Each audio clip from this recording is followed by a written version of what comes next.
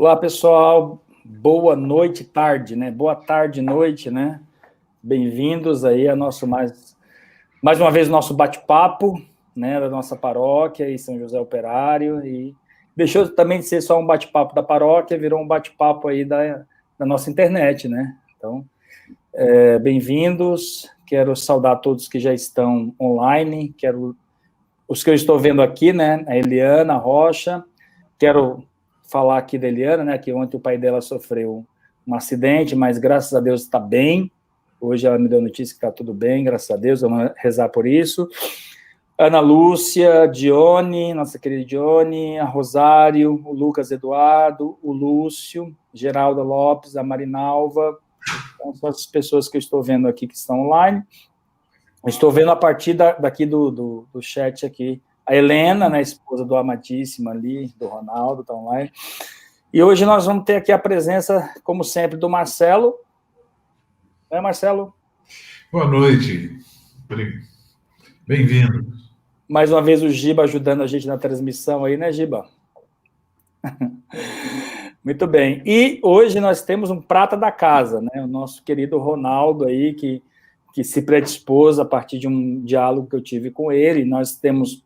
Na verdade, esse projeto, depois ele e o Marcelo vão falar sobre esse projeto, um projeto antigo, que nós pretendíamos fazer isso presencial, mas, enfim, a pandemia mudou muita coisa, mas também proporcionou que a gente pudesse fazer isso, talvez fosse feito em 4, 5 horas, a gente vai fazer em 1h30, né? Apenas um bate-papo. Vamos fazer com poucas pessoas, vamos fazer com 50.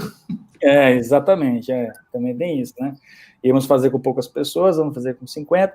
E o Ronaldo, que é formado em contabilidade, tem especialização, ele vai dizer as especializações dele, né? E é nosso querido, é da nossa paróquia, a Paróquia São José, trabalha com a gente, principalmente no Ministério de Música, e vai falar com a gente, né, Ronaldo? Bem-vindo. Boa noite, Padre, Marcelo, Giba, todo mundo que está online. Espero poder contribuir bastante aí com a ajuda, principalmente nesse tema delicado, que é o tema de finanças, né? Pois é. Ronaldo, fala um pouquinho da sua formação para a gente, por favor. Então, eu tenho 42 anos, sou bacharel em Ciências Contábeis, me formei pela antiga Uniban, que agora é a Anhanguera, né? Me formei em 2010, e atualmente estou fazendo especialização em educação financeira com neurociência em docência.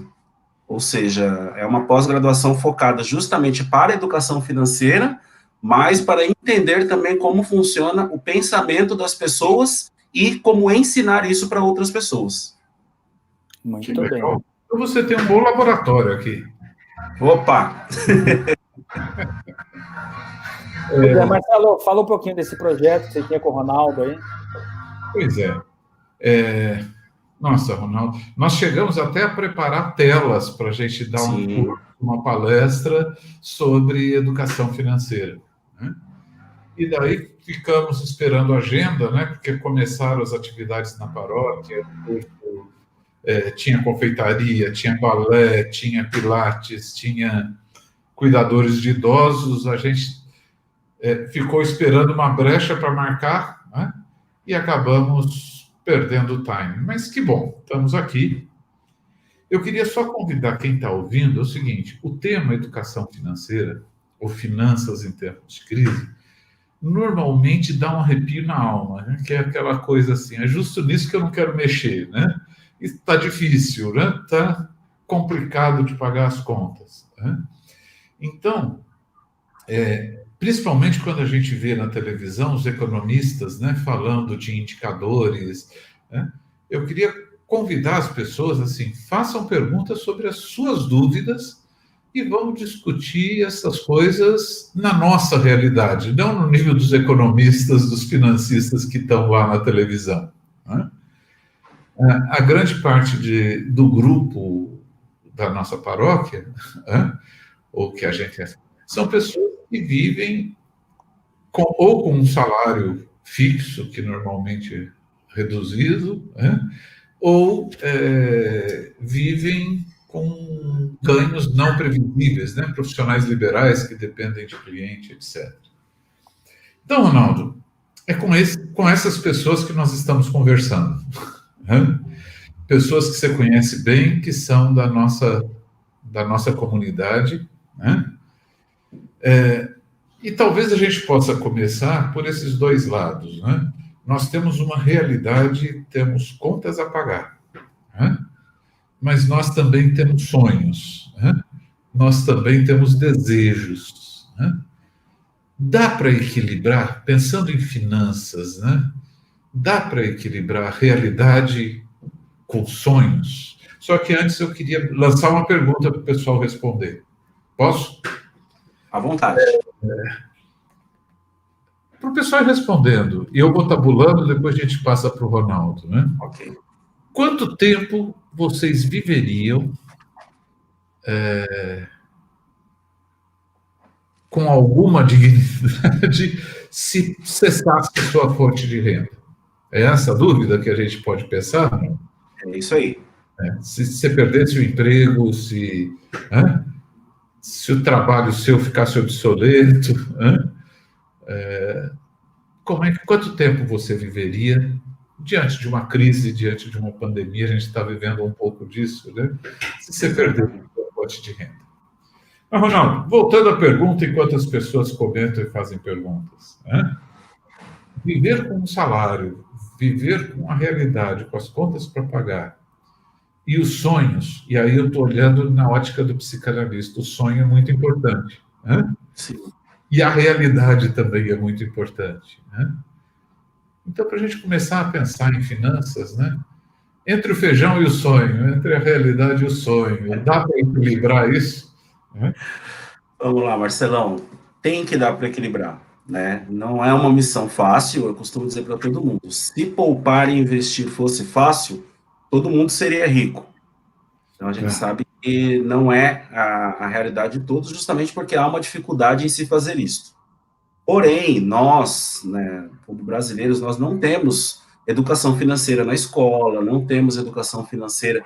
Poucos de nós tivemos educação financeira dos nossos pais, né, porque eles também não tiveram dos pais deles, e, consequentemente, não passaram para a gente. Então, o que entra na dificuldade com relação a isso? A gente precisa sonhar, porque o sonho é o que nos dá o combustível para trabalhar.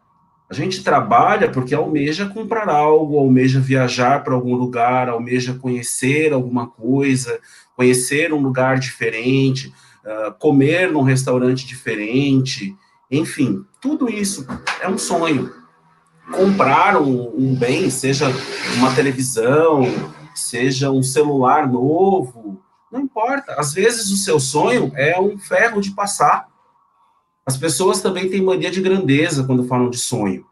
O sonho não precisa você pegar a sua família e levar para a Disney e falar, isso eu nunca vou conseguir porque eu vou gastar 25, 30, 40 mil reais para fazer esse sonho. O seu sonho pode ser um sonho de 100 reais. Pode ser trocar o seu forno de micro-ondas que está com problema. E não tem problema com relação a isso. O sonho é sonho. Qual que é a principal equação que você tem que fazer neste momento? Primeira coisa, a pessoa precisa saber quanto ela ganha. E quando eu digo quanto ela ganha de verdade.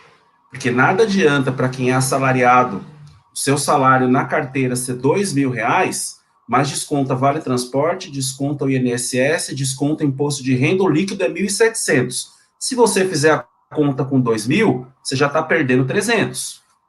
A sua conta tem que ser feita com o seu salário líquido. Então, você ganha 1.700. Do valor que você ganha, a primeira coisa que você tem que tirar é uma parte para os seus sonhos. A gente aprende que o ideal, né, eu aprendi na pós-graduação que eu estou fazendo, que o ideal é você ter 3 tipos de sonhos. Colocar mesmo no papel esses sonhos. Um sonho de curto prazo, que para nós adultos seria algo que a gente pudesse realizar em até 1 ano. Um sonho de médio prazo, que nós pudéssemos realizar entre 1 e 10 anos, e um sonho de longo prazo, que nós demorássemos a partir de 10 anos para realizar. E o ideal não é você realizar primeiro um, depois o outro, e depois o outro. É realizar os 3 ao mesmo tempo. Claro, o de curto prazo você vai realizar primeiro, substitua para outro de curto prazo. Assim que você realizar o primeiro, você vai ter outro sonho de curto prazo para substituir. E como fazer essa conta para caber no salário, que é a parte mais difícil? Primeira coisa, identificou qual é o seu sonho de curto prazo, de médio prazo e de longo prazo? Você precisa colocar ele no papel. Meu sonho de curto prazo é este, de médio é este, de longo é este. Ok, já sei qual é o meu sonho. Quanto custa esse sonho? Meu sonho de curto prazo custa R$500, por exemplo, coloca no papel. O de médio prazo custa uns 3 mil. O de longo prazo custa 15 mil. Que seja, coloca no papel. Quanto tempo eu tenho para realizar esse sonho? O de 1 ano, eu tenho 12 meses. Então, se esse sonho custar R$500, eu pego 500 e divido por 12, quanto mais ou menos eu tenho que guardar por mês para realizar esse sonho em até 1 ano. O de 1 a 10 anos, se ele vai custar 3 mil, eu pego 3 mil e divido pela quantidade de meses. O de 15 de 10 anos custa 15 mil, pego 15 mil e divido pela quantidade de meses. Claro, quanto mais eu conseguir mensalmente, mais rápido eu atinjo o meu sonho. Então, a dificuldade maior das pessoas está aí, que se você ganha, neste exemplo que eu dei, R$1.700 líquido, e você percebe que para os seus sonhos você precisa, sei lá, de R$300 por mês, você precisa aprender a viver com os 1.400 que restam. E, infelizmente, uma pessoa que ganha 1.700, na grande maioria das pessoas que ganha 1.700, ela vive com 2.500. Aí, quando ela recebe um aumento, ela fica reclamando a vida inteira que ganha pouco. Aí ela recebe um aumento. Em vez de 2, o bruto dela passa para 3. E o líquido, 2.500. Ela passa a gastar 3,5. Então, infelizmente, nós, como brasileiros, principalmente, precisamos entender com relação à educação financeira, é que o ideal é que nós sonhemos primeiro e vivamos com o resto.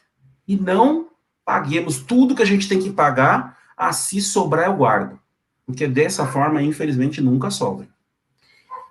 Isso é uma grande inversão do que normalmente as pessoas pensam, né?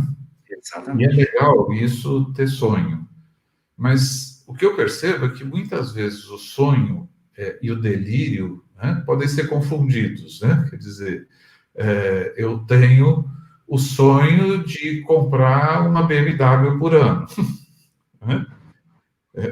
Isto, a gente, e principalmente na sociedade de consumo que a gente vive, né, onde, sei lá, os cenários, as propagandas colocam o sonho num patamar muito elevado. Né? E aí a gente junta as nossas duas áreas, né? O sonhar para poder poupar e o nosso, na psicanálise, né, o sonhar como forma de vida, a importância de você acreditar. Mas também um sonho muito grande gera uma frustração e um desânimo, né? Um sonho fora da realidade. Sim, tem que tomar muito cuidado com relação a isso, justamente pelo que você disse. Cada um tem que conhecer a sua realidade, né? De nada adianta uma pessoa que ganha, nesse exemplo que eu dei, R$2.000 bruto, 1.700 líquido, achar que ela tem condições de estar todo ano com um carro 0 quilômetro. Sim. Tem como, não vai ter condições dessa pessoa sobreviver com isso, com essa mentalidade. Então, assim, por isso que o sonho precisa ser colocado no papel e, principalmente, ser mensurado. Eu preciso saber quanto custa esse sonho e quanto tempo eu vou levar para realizar. Se eu quero ter um carro de R$200 mil, quantos anos eu vou demorar para conseguir esses R$200 mil? E aí, eu vejo que um carro de R$200 mil não é para a minha realidade. É realidade. Não, peraí, eu preciso mudar de sonho. Eu preciso mudar de sonho. Isso não é sonho, é utopia. Perfeito. Mas é legal isso, Ronaldo, que você está dando uma visão diferente, né? Qualquer outra orientação de administração financeira ia mandar fazer uma planilhinha, levantar tudo que é seu compromisso fixo, né? E daí ver como lidar com o resto. Você está sugerindo que, assim, olhe para você, né? Vê o que você quer, né? E a hora que você souber o que você quer e tiver com muita vontade, isso vai te dar mais força para conseguir equilibrar suas finanças, né? Sim. Que legal. Isso que você está dizendo é o que a gente poderia chamar de reserva? Também. A reserva ela é o princípio para isso. Justamente para você sonhar. Então, como que funciona a tal da reserva estratégica? Alguns youtubers, muita gente chama de reserva fugiu o nome agora, reserva de emergência. É a mesma, só muda o conceito. É que como eu falei para vocês, como eu estou fazendo a pós-graduação, então eu estou também tentando usar os termos que eu estou aprendendo lá, né? Lá, professor, que se a gente chamar de reserva de emergência, emergência é uma coisa ruim. E se a gente ficar falando toda hora, ela vem um dia. Então, julgar o que é emergência, a gente também... Exato, eu não quero ter emergência, eu prefiro ter uma reserva estratégica, como se fosse uma palavra positiva, né? Mas o conceito é o mesmo, é só mesmo questão de mudar uma palavra ou outra. O que seria essa reserva estratégica? Essa reserva estratégica nada mais é do que você ter, pelo menos no caso de um funcionário registrado, CLT, né, que eu acredito eu que seja a maioria das pessoas que estão assistindo, ela vai ter 6 meses do custo de vida dela guardado em um lugar que ela não vai mexer para comprar uma blusinha, para comprar uma bolsa nova, para comprar um tênis novo, não. É exatamente para um momento estratégico ou emergência. Um caso de doença, precisou comprar uns remédios. E aí, não estava previsto lá no seu orçamento inicial, quando você faz a sua continha salário, menos sonhos, menos despesas, eu não tenho como prever que eu vou gastar R$200 com remédio porque eu peguei uma gripe muito forte. Os reais não estavam no meu orçamento mensal, eu não estava prevendo que eu iria gastar esses R$200. Então, da onde que eu tiro? Dessa reserva de emergência, que eu, previdencialmente, já fui, né, previamente, já fui colocando de pouquinho em pouquinho todos os meses, para quando precisar eu usar. Então, a reserva estratégica, ela serve para quê? Para justamente a realização dos sonhos e para esse momento de emergência, esse momento de aperto. Então, há quem diga que o ideal seria você guardar 50% do que ganha, mas isso a gente sabe que é praticamente impossível. Tem gente que consegue? Deve ter, eu não conheço. Vocês têm o salário dele. Deve. Não, mas às vezes isso daí que você falou é importante, sabe, Marcelo? Porque às vezes uma pessoa que, quando a gente fala, principalmente de educação financeira, quando você comenta com a pessoa sobre a reserva de emergência, muitas vezes a pessoa vira e fala o argumento de muitos. Ah, mas você fala isso porque você não ganha um salário mínimo.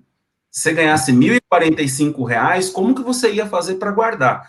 Só que a reserva de emergência é 6 meses do custo de vida de cada pessoa. Então, para quem ganha 1.045, o cara ia ter que guardar 6 meses de 1.045.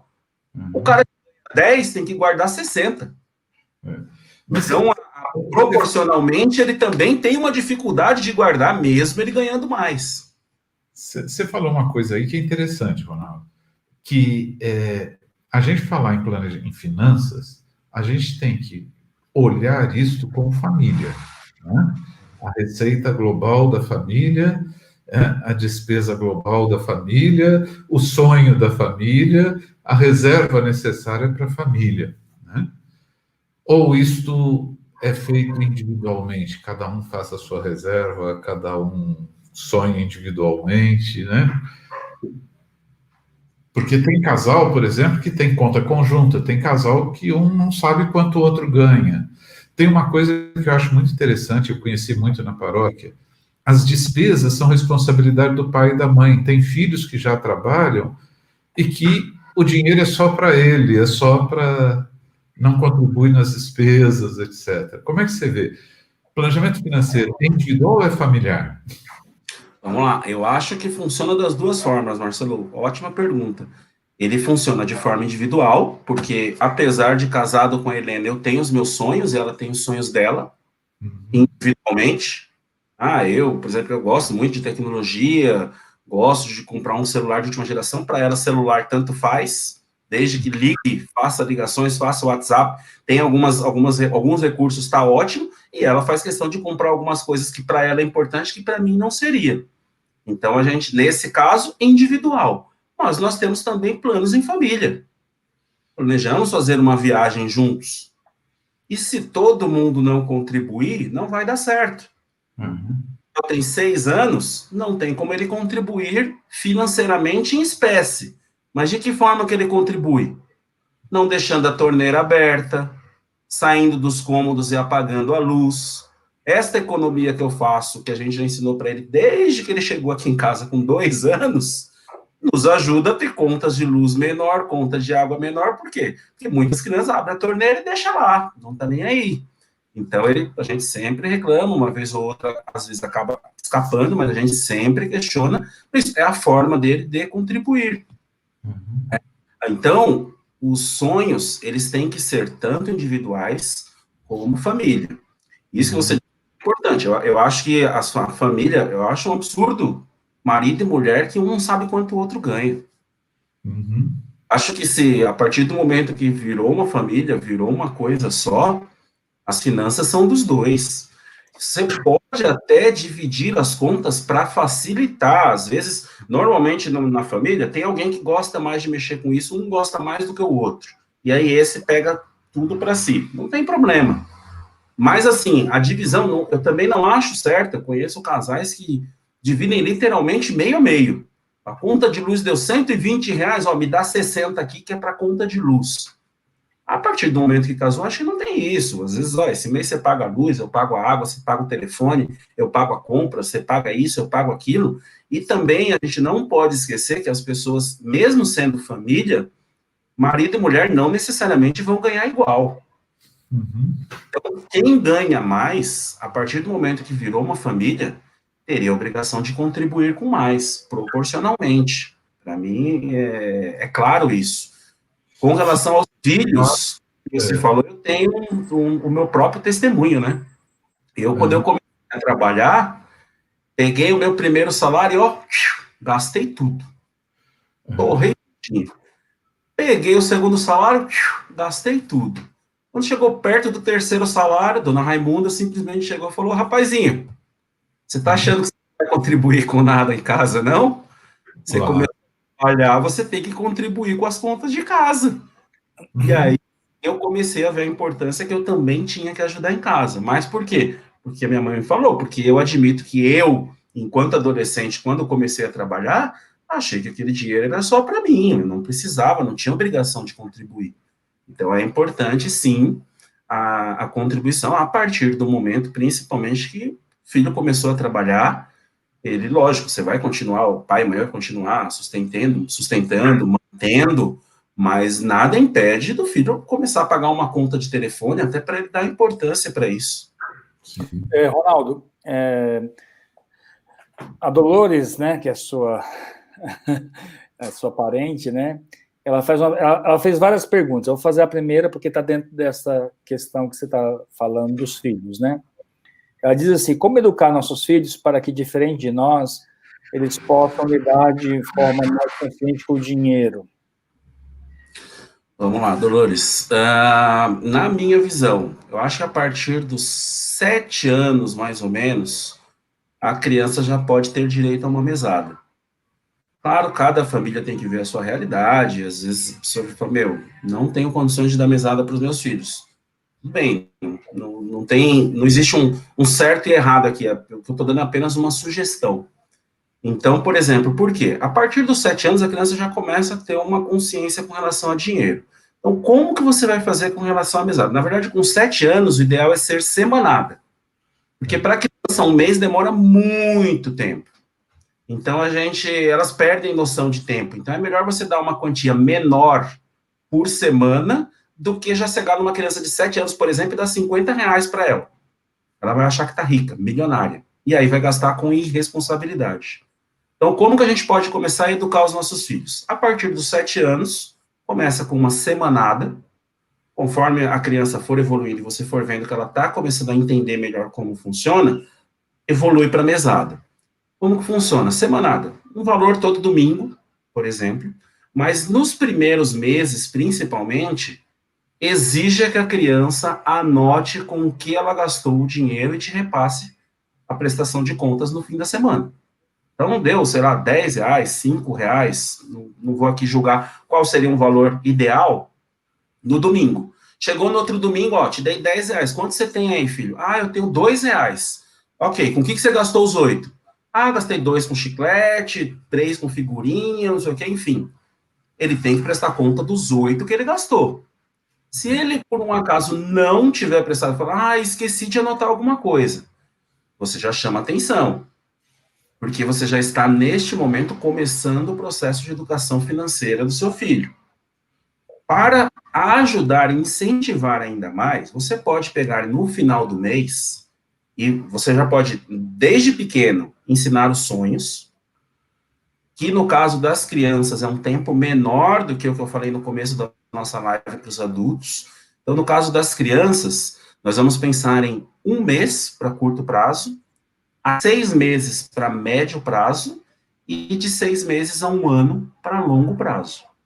Então, esses são os prazos que você vai trabalhar com as crianças. Criança gosta muito de visual. Nós, adultos, já estamos acostumados a trabalhar com banco, com cartão, e a gente sabe que, né, passa o cartão e depois vai ter que pagar. A criança não, ela quer ver a moeda, ela quer ver o papel, ela quer ver as coisas. Então, compra 3 cofrinhos para o seu filho, preferencialmente ou de cores ou de tamanhos diferentes, e deixa claro para ele, ó, de cada R$10 que eu te dou, você, R$1 vai para o curto prazo, 2, sei lá, para o médio prazo, 3 para o longo prazo, e 4 você gasta do jeito que você quiser, por exemplo.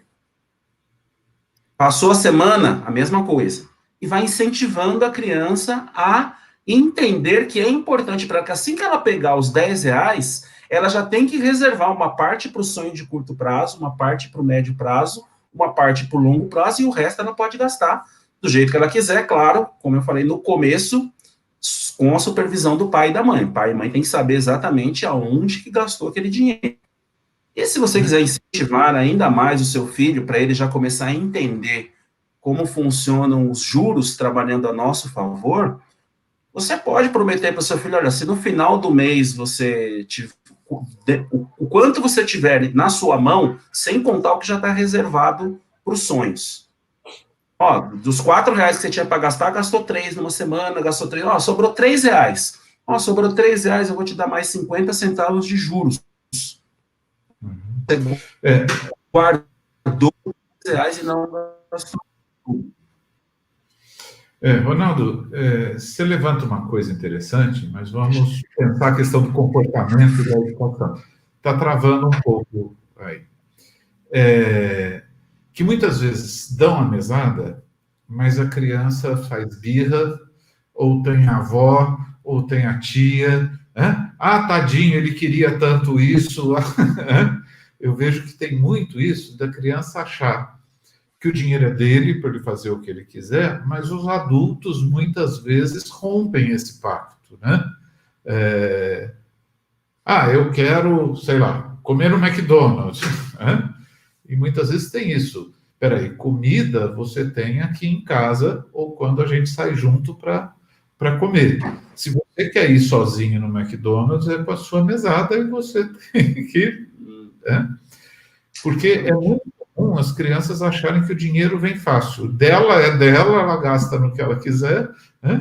E o resto é só pedir, né? Eu tenho visto alguns casos desses, né? Onde a criança não aprende a questão do outro. Eu acompanhei um caso de, por exemplo, de casal que separou, e os filhos achavam que a pensão era para eles, né? E foi muito difícil a mãe explicar, escuta, a pensão é para pagar a sua comida, a sua habitação, a sua roupa, né? Não é só para você gastar. Você vê aí que houve todo um processo de não educação financeira, né? Que casa custa, energia custa, o livro custa, né? E muitas vezes as pessoas não... É o mesmo caso que eu citei, né? Filho que já ganha salário e acha que não deve contribuir em nada, mas continua querendo casa, roupa, comida. Para a gente avançar um pouco nisso daí, né? A questão de educação, a gente tem que pensar no cuidado como falar isso, né? Que muitas vezes a gente fala de educação financeira de uma forma punitiva, né? aquela coisa, gastou agora? Eu acho que você deu um relato legal de explicar, de ensinar a pensar. O dinheiro, se você quer ter aquilo, tem que guardar 2 mesadas. E ensinar a pensar, não aparecer que é castigo. Você gastou, agora você não pode mais nada, né? Quer dizer, a gente tem que ter muito acolhimento também para ensinar a pensar. Na verdade, Marcelo, duas coisas, em cima ainda desse assunto mesada, para a gente fechar de mesada, uma coisa importante. Se você é pai e você mãe se comprometeu a dar mesada para o seu filho, você tem que ser fiel a cumprir o que você prometeu, primeiro. Então, se for dar R$10 por semana, dê R$10 por semana. Se seu filho tem 7, 8 anos, ele não vai entender você falar, eu vou te dar 50 aqui e você me devolve 40. Ele é uma criança ainda. Arrume um jeito de ter os R$10 trocado e cumpra o seu compromisso de dar os R$10 na semana. Agora, se ele gastou o dinheiro todo na segunda, não dê mais dinheiro para ele na terça-feira. Ah, você pode me adiantar o do domingo que vem? Não. Se você gastou segunda, o combinado é R$10 no domingo. No próximo domingo eu te dou mais R$10. Por quê?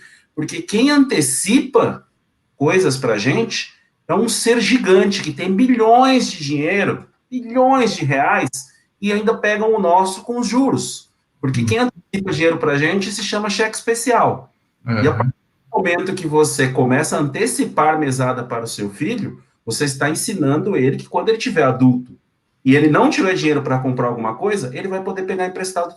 Sim. Com outra pessoa. E aí vai acontecer a mesma coisa. E a outra coisa, parte do que você falou também, importante com relação à mesada, mesada não é nem prêmio e nem castigo. Se você se comprometeu de dar os R$10 para o seu filho por semana, a mesada é um instrumento de educação financeira. Você vai dar R$10 para o seu filho, mesmo que ele tenha sido mal criado a semana inteira, tenha te desobedecido, tenha feito o que tiver feito, você vai puni-lo com castigo, da forma com que você tem que punir, mas não retirando a mesada. Sim. Da mesma forma, você não pode aumentar a mesada porque ele tirou nota boa. Então, não pode esquecer que a mesada, neste exemplo que eu estou dando, nessa sugestão que eu estou dando para vocês, é para ser utilizada como um instrumento de educação financeira. Ele não pode ter caráter nem de meritocracia e nem punitivo, porque senão você desvirtua a relação que a criança vai ter com o dinheiro desde pequeno. E a gente, justamente como você falou, tentando distorcer o que nós aprendemos, mudar a chavinha no nosso cérebro e aprender que é importante eu pensar primeiro em mim e depois nos outros. Sonhar primeiro e pago o resto depois. E o outro lado, né, que acontece muito. Estou sem dinheiro, empresta sua nota de R$2. Devolve, pelo amor, né? Eu acho que essa coisa assim. E de preferência com juros. Para justamente a criança entender, falar, poxa, eu dei R$2 pro meu pai. Aí quando ele foi me devolver, falou, filho, eu tô te dando R$2,50 porque você emprestou R$2. Ele, nossa, mas peraí, quer dizer então que se eu deixar R$2 guardado, lá na frente eu tenho R$2,50, não mais 2? É assim que a gente vai ensinando as crianças como os juros trabalham a nosso favor. Perfeito. Legal. Agora, não sei se está ok, o Chico o Padre Guilherme está acompanhando as perguntas, né? Estou acompanhando aqui a conversa, né? E tem algumas coisas que eu assim, concordo, outras eu discordo, né? Por exemplo, a questão da criança, a questão da educação da criança, como 1 mais 1 igual a 2, né? Mas eu estou puxando do meu lado, do lado da psicanálise, do entendimento enquanto mente da criança, né? Eu acho muito bacana a ideia do Ronaldo, bem bacana mesmo, eu concordo com ele que tem que se educar desde pequenininho. Mas eu acho que a gente esbarra numa coisa chamada concretude. A criança ela é concreta. Ela não tem sonhos a longo prazo e nem a médio prazo. A criança tem um sonho de agora. Né? Por exemplo, você pega uma criança que ela tem... Estou falando disso a partir da teoria, não a partir da prática. Acho que vocês que são pais têm mais a prática do que eu, né? Mas, assim, a partir da teoria, a criança ela não tem sonhos a longo prazo. Ela quer comprar o chiclete agora.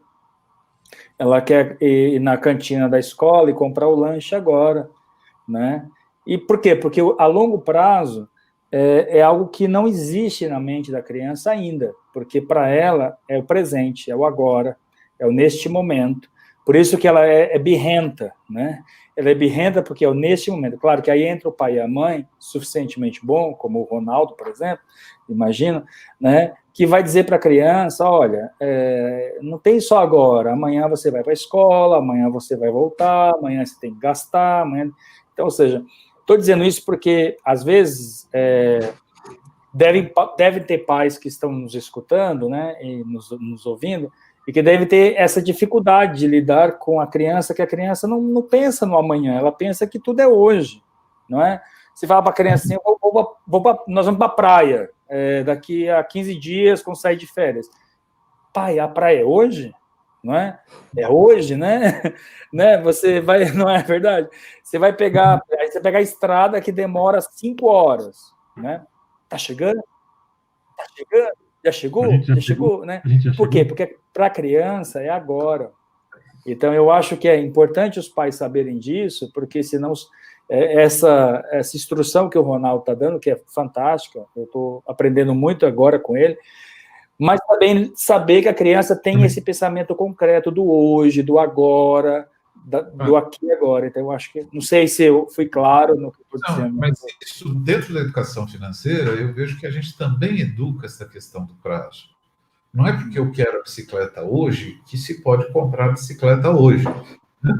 Então, a gente pode sonhar junto com a criança. Então, nós vamos comprar, sei lá, no Natal, né? E, de repente, a gente fazer a poupança junto com a criança, olha. Né? E a criança não sonha, Marcelo. Hein? Criança não sonha, criança imagina. Sim, não, ela quer a bicicleta. O vizinho comprou a bicicleta, né? E ela quer a bicicleta para ela também. E a gente tem que, quer dizer, se pudesse dar a bicicleta na hora que ela pede, que ela quer, que é concreto, né? Também estamos deseducando. A vida não é assim. Né? Tem coisas que tem que esperar, que tem que fazer plano, né? Que tem que economizar. Né? Não, é por aí. Eu acho que assim, o que eu estou puxando o assunto não é que vocês estão errados em falar isso, não é isso. Eles estão corretos na questão de educar. Estou tentando levantar aqui a lebre, que devem ter pais que, por exemplo, a Dolores dizendo aqui que teve dificuldade com a Bia, por exemplo, né?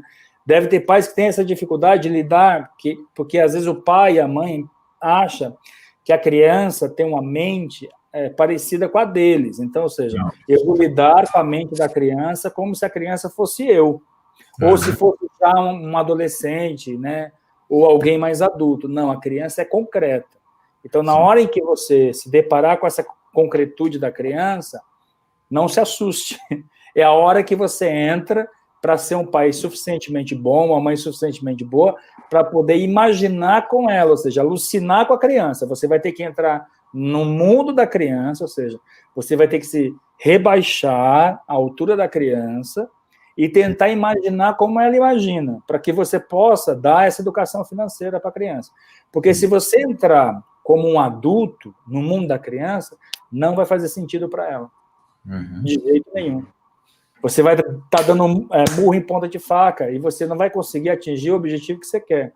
Então, ou seja, imaginar é loucura isso. Você tem que reduzir o estado mental da criança, ou seja, vai ter que ir lá... Não, reduzir a idade mental do adulto para a idade da criança. Sim, não exatamente. É mental da criança. Não, você vai ter que reduzir a sua idade mental para poder tentar ver com o seu filho. Se você quiser educar e ser um pai, como o Ronaldo está dizendo aí, né? Olha aqui a Paula, que é a esposa do Giba, dizendo: aqui em casa, usamos o cofrinho para comprar o presente no Dia das Crianças. Milena sabe que só pode escolher o presente com o valor do cofrinho. Se for mais caro, ele escolhe outro. Mas Milena já tem quantos anos, Giba? 5. Então, ou seja, ela e o Mikael já são crianças que estão entrando em outra fase. Por exemplo, você pega um Cauã, por exemplo, que é o filho do antes, da Dolores, que é mais pequenininho, né? Ele é mais concreto ainda. Essas crianças que já estão chegando perto dos 7 anos, que é o que o Ronaldo diz, elas já são capazes de pensar no amanhã, e aí já é diferente. Por isso que a igreja diz que a criança com 7 anos, ela entra na idade da razão, Por isso que a criança pode fazer primeira comunhão depois dos 7 anos, ela não pode ser batizada, por exemplo, já como bebê, depois dos 7 anos, porque para a igreja entende que os 7 anos é a idade da razão, ou seja, é quando ela consegue simbolizar, ou seja, aí ela já consegue sonhar, aí ela já consegue, talvez, viver no futuro, talvez, depende da criança. Não sei se atrapalhei a conversa do Ronaldo aí, mas eu queria... Não, tudo bem. Ô, padre, não, a sua posição foi importante, mas justamente entrou no detalhe da idade. É isso. Eu sugeri a mesada a partir dos 7 anos, porque realmente de 7 para baixo, não tem conversa. A noção de dinheiro é aquela brincadeira que a gente sempre faz, né? Se você pegar uma nota de R$100 e uma moeda de R$1, a criança quer a moeda, porque a moeda é mais interessante do que o papel. Não tem noção ainda de quanto vale aquilo, né? Então, realmente, para baixo de 7 anos, nem vale a pena pensar em mesada. Aí, realmente, não tem que fazer. Aí não entra a parte da educação financeira, como o senhor falou, entra a parte da educação mesmo, né? A criança que quer aquela bolacha e você falar que não tem dinheiro, que não vai comprar porque já tem em casa, e ela não fazer birra no supermercado. Ela simplesmente entender que não é não, porque aquela hora não era a hora de comprar bolacha e acabou. Verdade. Tá certo. O que vale colocar, eu acho que isso é interessante. Isso foi uma coisa que eu fiz, né? Mas acho que a Dolores até pode ajudar a gente aí, que ela é educadora, né? No nosso tempo, quer dizer, no meu tempo, se alfabetizava a criança, inclusive a partir dos 7 anos, né? Até 7 anos, a criança tinha que brincar, né? E no mundo de hoje, a gente percebe que a criança, para entrar no primeiro grau, ela já tem que estar alfabetizada. Nós estamos tem mais primeiro grau, Marcelo, eu queria te contar uma coisa, não tem mais primeiro grau, tá? É ensino fundamental. Ensino fundamental. Não, no meu tempo era grupo, tá? Não era bem. Me decepcionei, desculpa. A gente começava a aprender. E eu vejo que hoje, a pré-escola, tudo que se faz, as crianças com 2, 3 anos já estão aprendendo e sendo exigidas. E é engraçado que tem uma associação até biológica para isso. Se dizia que a fase de passar do pensamento concreto para o pensamento abstrato se dava a partir da troca dos dentes, né? E estamos forçando tanto as crianças que hoje elas estão trocando os dentes muito mais cedo, quer dizer, elas estão sendo forçadas a este pensamento abstrato pela vida, né? Pela televisão, pelas escolas, né? Mas isso é a realidade que a gente vive. Então, essa parte que você deu é muito legal, né? Eu, particularmente, o que eu fiz com minhas netas, né, que são só meninas, né? Eu conversei com os meus filhos e falei, olha, nos primeiros anos eles ganham tanto presente, é tanta coisa que usa tão pouco, nos primeiros anos eu vou fazer uma previdência para elas em vez de dar presente, né? Que eu fico... E daí fica, até elas terem 18 anos, vai se colocando coisa lá, quem sabe paga uma faculdade, quem sabe compra seu carro, não sei quanto vai dar, né? Mas é interessante isso, que isso não é discutido com a criança, eu discuti com os meus filhos, olha, é tanto presente que não usa, é tanto brinquedo, é tanta roupinha, é tanta coisa, que eu acho mais decente dar uma previdência do que... Né? Agora, lógico, quando começa a fazer aniversário, que é presente, né? O que você falou da moeda é muito legal, né? Eles acham uma moeda na casa da gente e ficam felicíssimos porque ganharam aquela moeda, né? Acho que a gente podia evoluir o pensamento. Oi, Giba, fala. Não, eu ia falar justamente isso, para a gente, de repente, né, tentar avançar um pouco a parte em que a gente envolve muitas crianças. Está bem ampla, né? Acho que a gente falou um monte já, e de repente tentar passar para uma próxima. Ok. Eu acho que agora poderíamos avançar para o adulto, né? Tem pergunta sobre investimento. Podemos falar de investimento. Sim. Vamos lá. Antes disso, só um minuto, padre. Alguém respondeu a pergunta, Marcelo? Eu acabei, como você falou, eu nem reparei aqui no chat.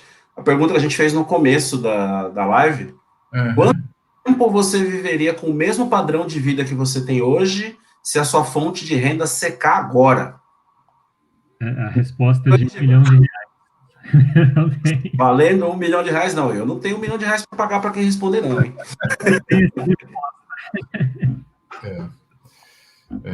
Não temos resposta ainda, mas reforçamos a pergunta. Então, vamos falar de investimentos, então. Para quem não é milionário, que não tem poderes de negociação por aí, né? Como é que está hoje? Investimentos. Se fala de poupança, se fala... A pergunta da Paula. A Paula faz essa pergunta. Deixa eu ver aqui. Tá. Com relação a investimentos para reserva de emergência. Exatamente. Então, vamos lá. Gente, acho que antes de entrar, apesar de ser umas coisas meio... uns números, uns assuntos relativamente chatos, mas eu acho que eu preciso passar por isso para ajudar vocês a entenderem como funciona a economia. Então, assim, números que a gente cansa de ouvir falar no jornal e às vezes a gente não faz a menor ideia por que eles são falados, o que eles impactam na nossa vida.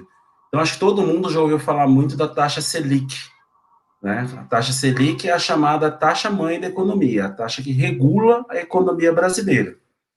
E hoje ela está em 2% ao ano. Tá? Então, a taxa Selic hoje ela está em 2% ao ano. A nossa inflação nos últimos 12 meses, acumulada, está em 2,3% ao ano. Inflação, para quem não sabe, é o aumento generalizado dos preços. Então, esse é um assunto muito delicado, por quê? Porque a inflação divulgada é a inflação média, onde considera tudo que foi consumido por todo mundo no país inteiro. Mas cada um de vocês que está acompanhando aqui a nossa live tem uma inflação particular. Por que cada um tem a sua inflação particular? Porque, por exemplo, se eu tenho plano de saúde e você não tem, o aumento no plano de saúde impacta a minha vida, mas a sua não. Se eu tenho carro e você não tem, o aumento da gasolina impacta a minha vida. A sua também, porque os produtos que você compra no supermercado dependem de transporte e, consequentemente, eles também vão ficar mais caros se a gasolina aumentar. Mas, no meu caso, fica mais caro tanto os do mercado como o combustível que eu uso para pôr no meu carro. Escola particular. Quem tem filho em escola particular, quando a escola particular aumenta, a inflação desta pessoa é maior do que a de quem tem filho na escola pública. E isso para N coisas na nossa vida. Então, na prática, cada um tem, entre aspas, a sua própria inflação. Esse 2,3 que o governo divulga é como se fosse a geral, mas a gente sabe que ela não serve para todo mundo. A prova maior disso, olha, 2,3 nos últimos 12 meses. Eu desafio qualquer um de vocês aqui a me dizer alguma coisa que há 12 meses atrás estava custando R$100 e hoje está custando apenas R$102,30. Duvido. Provavelmente tudo que custava R$100 há 12 meses atrás, hoje está muito mais que R$102,30. Então, a inflação real é muito maior que 2,3. Mas esses números, chega de tanto número para não confundir muito vocês. O importante saber com relação à poupança, que nem a Paula está citando aqui a poupança. A caderneta de poupança, ela mudou a regra de 2012 para cá, de maio de 2012 para cá. E aí ela passou a ter uma regra onde ela, quando a Selic está abaixo de 8,5%, e hoje ela está em 2%, ou seja, está bem abaixo disso, a poupança rende ao ano apenas 70% da Selic. Então, quer dizer que se a Selic está 2%, a poupança está rendendo aproximadamente 1,3% ao ano. E se a poupança rende 1,3% e a inflação está 2,3%, eu queria dizer para todos vocês que estão me assistindo que quem tem dinheiro na poupança está perdendo dinheiro. Não fisicamente. Porque se você põe 1.000 no ano, no final do ano você vai ter um pouco mais de 1.000. Mas você vai ter perdido o poder de compra por causa da inflação. Então, o que você compraria no fim do ano é menos do que o que você comprava no começo do ano com R$1.000. Então, a poupança, hoje em dia, ela não está sendo um bom investimento. Tem gente que diz que, mas ela é muito mais fácil de colocar e tirar o dinheiro, qualquer um sabe mexer na poupança. É verdade, isso é verdade, não incide imposto de renda, não tem dor de cabeça, enfim. Mas, infelizmente, é melhor ter um pouquinho mais de conhecimento e tentar investir em algo que está rendendo pelo menos um pouco mais que a poupança, do que continuar perdendo dinheiro, inclusive para a própria inflação. Ou seja, na prática, você está colocando o seu dinheiro lá e ele está rendendo menos do que se ele estivesse debaixo do seu colchão. Você está perdendo dinheiro na prática. Então, como que a gente pode pensar nisso? Tipos de investimento para a reserva de emergência. Mais simples de todos, que eu acho que qualquer um consegue fazer. Apesar de não estarem patrocinando a nossa live, vou ter que citar o nome do banco aqui, que é o Nubank. Né? É uma conta digital, onde você consegue, pelo celular, você baixa o aplicativo, manda foto dos seus documentos, tira uma foto sua, foto de documento, tudo, manda, eles aprovam. O dinheiro que fica parado nessa conta, ou seja, você não precisa conhecer nada de investimento. Falar, Ronaldo, mas eu não sei mexer com investimento. Não tem problema. Você simplesmente deixa o dinheiro parado no Nubank, ele rende pelo menos esses 2% ao ano, que é a taxa Selic, claro. Se a Selic aumentar, ele vai render mais, se a Selic diminuir, ele rende menos, mas só aí já está pagando mais que a poupança. E sem você ter conhecimento nenhum, simplesmente botar o dinheiro lá. Pode falar, Marcelo. Tá no mudo, Marcelo. O dinheiro, o que você está explicando aqui no Nubank, o dinheiro não vai perder o seu valor, não vai perder, não é que ele vai crescer, que você vai ganhar mais, você não vai perder, é isso? Não, no Nubank, na verdade, você vai ganhar um pouco mais do que na poupança. Vale mais a pena deixar parado no Nubank do que na poupança. O valor do dinheiro não é um dinheiro que vai render, ele só não vai perder valor. Quer dizer, ele vai render, sim, perder valor. Sim. Ele vai render um pouco. É porque como a Selic está em baixa, está 2%, então realmente, se as pessoas quiserem fazer o dinheiro render, elas vão ter que correr algum risco. Né? Correr risco, o que eu quero dizer com correr risco? É você investir 1.000, poder fazer virar 1.100, mas sabendo que pode virar 900. Então, eu não vou aconselhar isso para ninguém aqui e nem para montar reserva de emergência, porque para montar reserva de emergência, quais são as principais características de uma reserva de emergência? Ele tem que ser um dinheiro que ele esteja disponível para mim, ou seja, se eu precisar dele amanhã, eu tenho que ter acesso a esse dinheiro, e ele tem que, no mínimo, não me garantir que eu não vou perder. Porque se ele é para uma emergência, eu não posso colocar R$1.000 esperando que ele renda, e na hora que eu precisar só tem 800. Certo. Então, ele tem que render, mesmo que seja pouco. Então, uma conta, um dinheiro que fique no Nubank, ele rende pelo menos os 2% ao ano, e ele fica disponível para você. É um dinheiro banco digital. Eu sei que, infelizmente, às vezes as pessoas não têm muita confiança com relação a banco digital, porque não existe uma agência física, é feito tudo pela internet, tudo por aplicativo, mas eu diria para vocês que um banco digital, o dinheiro que ele está aplicado no Nubank, ele é aplicado num título chamado RDB. Não vou entrar muito em detalhes nisso, porque talvez fique meio monótono, meio chato aqui a conversa, mas só para explicar para vocês que o dinheiro que fica aplicado no RDB, ele tem garantia do Fundo Garantidor de Crédito, que é a mesma garantia que a poupança tem, a mesma garantia que um CDB tem, e quer dizer que, se você tiver até R$250 mil em um banco, atrelado a um CPF, e esse banco quebrar, o governo te devolve o seu dinheiro. Até R$250 mil. Eu antes não entendia por que os ricos tinham conta em tantos bancos. Falei, poxa, mas é mais fácil o cara centralizar num banco só. Mas é por isso. Porque o cara tem muito mais que 250 mil, então se ele deixar em um banco só e esse banco quebrar, ele só pega de volta 250 mil. Então o cara pulveriza, né? Põe 250 mil em 10 bancos diferentes, se um quebrar, ele pega de volta. E ele corre um risco menor com relação a isso. Tá. Então a importância é essa. As respostas ainda, sua pergunta, hein? Estão começando a vir as respostas aí? Opa, vamos ver para a gente aí, Giba. Uhum. Então, com relação ao dinheiro no Nubank, é uma solução para deixar o dinheiro lá na reserva de emergência. Outra sugestão, aí você precisa abrir uma conta numa corretora, o Nubank não trabalha com isso, você poderia abrir no Banco Inter, Banco Sofisa, que são bancos que não cobram tarifas mensais, outra coisa também importante para passar para as pessoas, né? Se vocês têm conta nos chamados bancos grandes, né? Nós temos 5 bancos considerados maiores aqui no Brasil, que é a Caixa Econômica Federal, HSBC, Santander, Itaú e Banco do Brasil.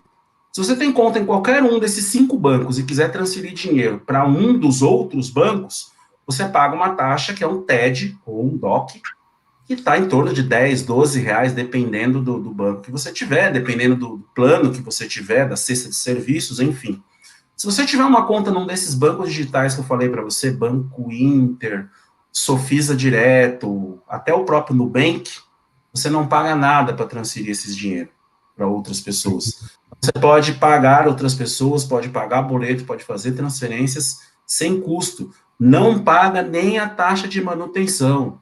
Deve ter gente aí que vai estar me xingando agora que deve estar pagando 50, 60, 70, 80 reais por mês para o banco, ou seja, quase R$1.000 no ano de tarifa bancária. E se você abrir uma conta em um desses bancos, você não vai pagar nada. Então, fujam desses bancos grandes, abram contas nesses bancos digitais, que é uma saída também, e esses bancos, como o Banco Inter e o Banco Sofisa, neles você consegue fazer investimentos, tanto no Tesouro Direto, que nada mais é do que emprestar dinheiro para o governo, e o governo te devolve com juros, ou fazer o chamado CDB de liquidez diária. Não se esqueça desse detalhe, tem que ser de liquidez diária. Por quê? Porque se é para uma reserva de emergência, eu não posso me seduzir pelos juros. Hoje mesmo, antes de entrar na live, eu estava dando uma pesquisada, eu achei um CDB em um banco que estava oferecendo um CDB que você deixava o dinheiro lá por 7 anos, e eles te pagavam 9% ao ano.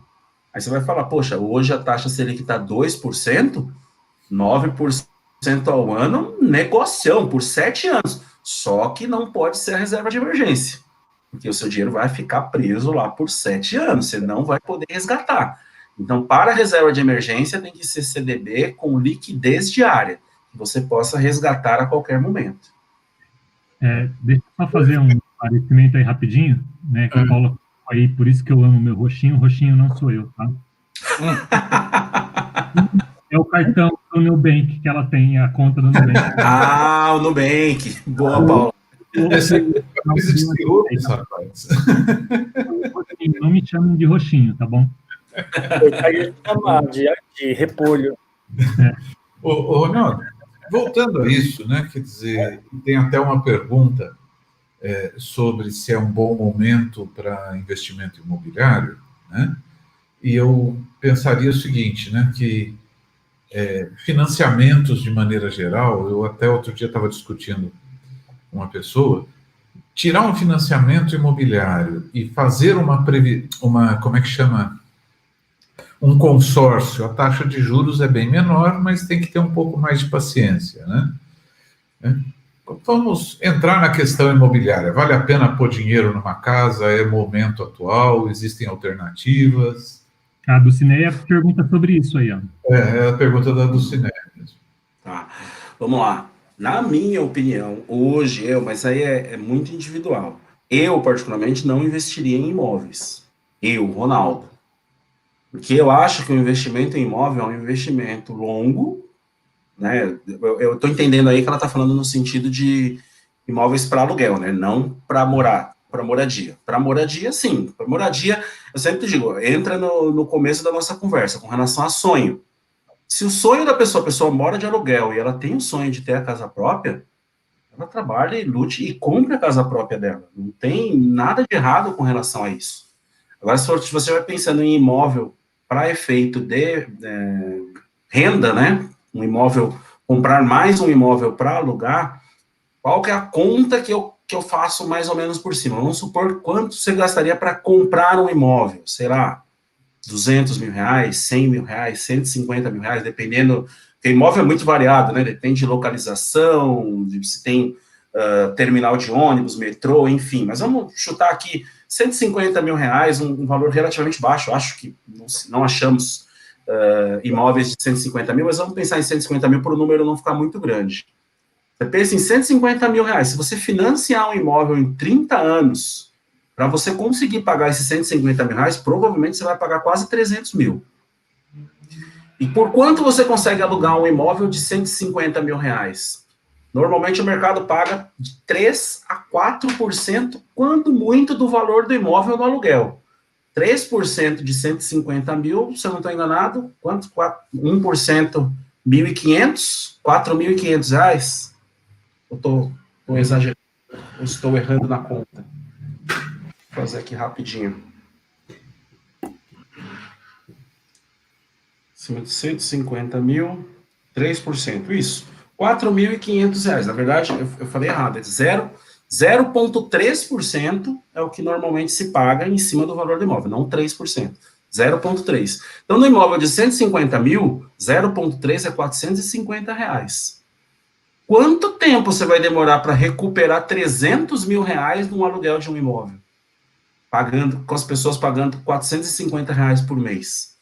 Então, eu, Ronaldo, na minha opinião, acharia muito mais interessante, em vez de fazer um financiamento de longo prazo, que esses 150 vão acabar virando quase 300 mil quando você terminar de pagar, eu acho que seria muito mais interessante a gente ir para um outro tipo de investimento. Tem vários tipos de investimento, que eu não vou entrar no detalhe aqui neste momento, né? Talvez, se quiser, a gente marcar um outro, porque seria como se fosse um nível um pouco mais avançado. Eu acho que hoje a ideia é dar pelo menos um início, né, um pontapé inicial.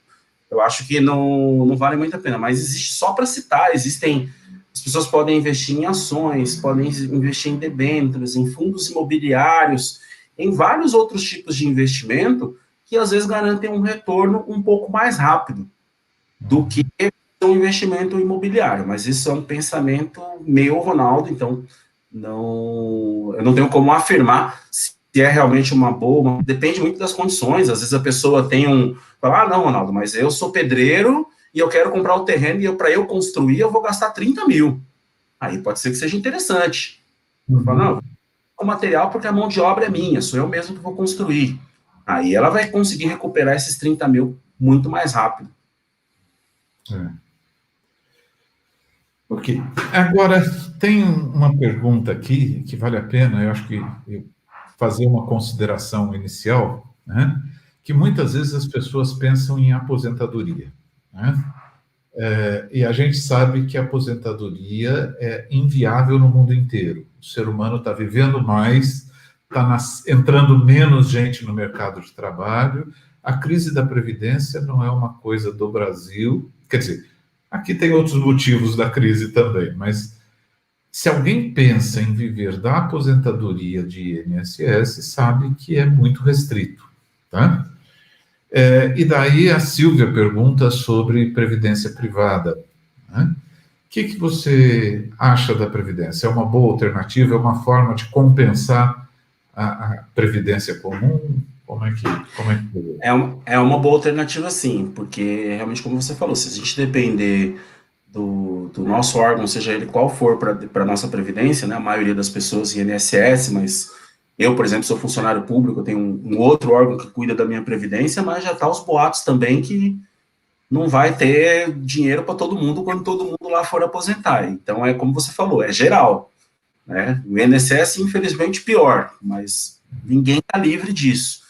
Então, todo mundo tem que fazer a sua reserva, né? Fazer a sua poupança. O problema maior é com relação justamente ao imediatismo. O padre citou que criança não sonha muito, que criança quer as coisas para agora. Eu diria que adulto também, viu, padre? Não tem paciência.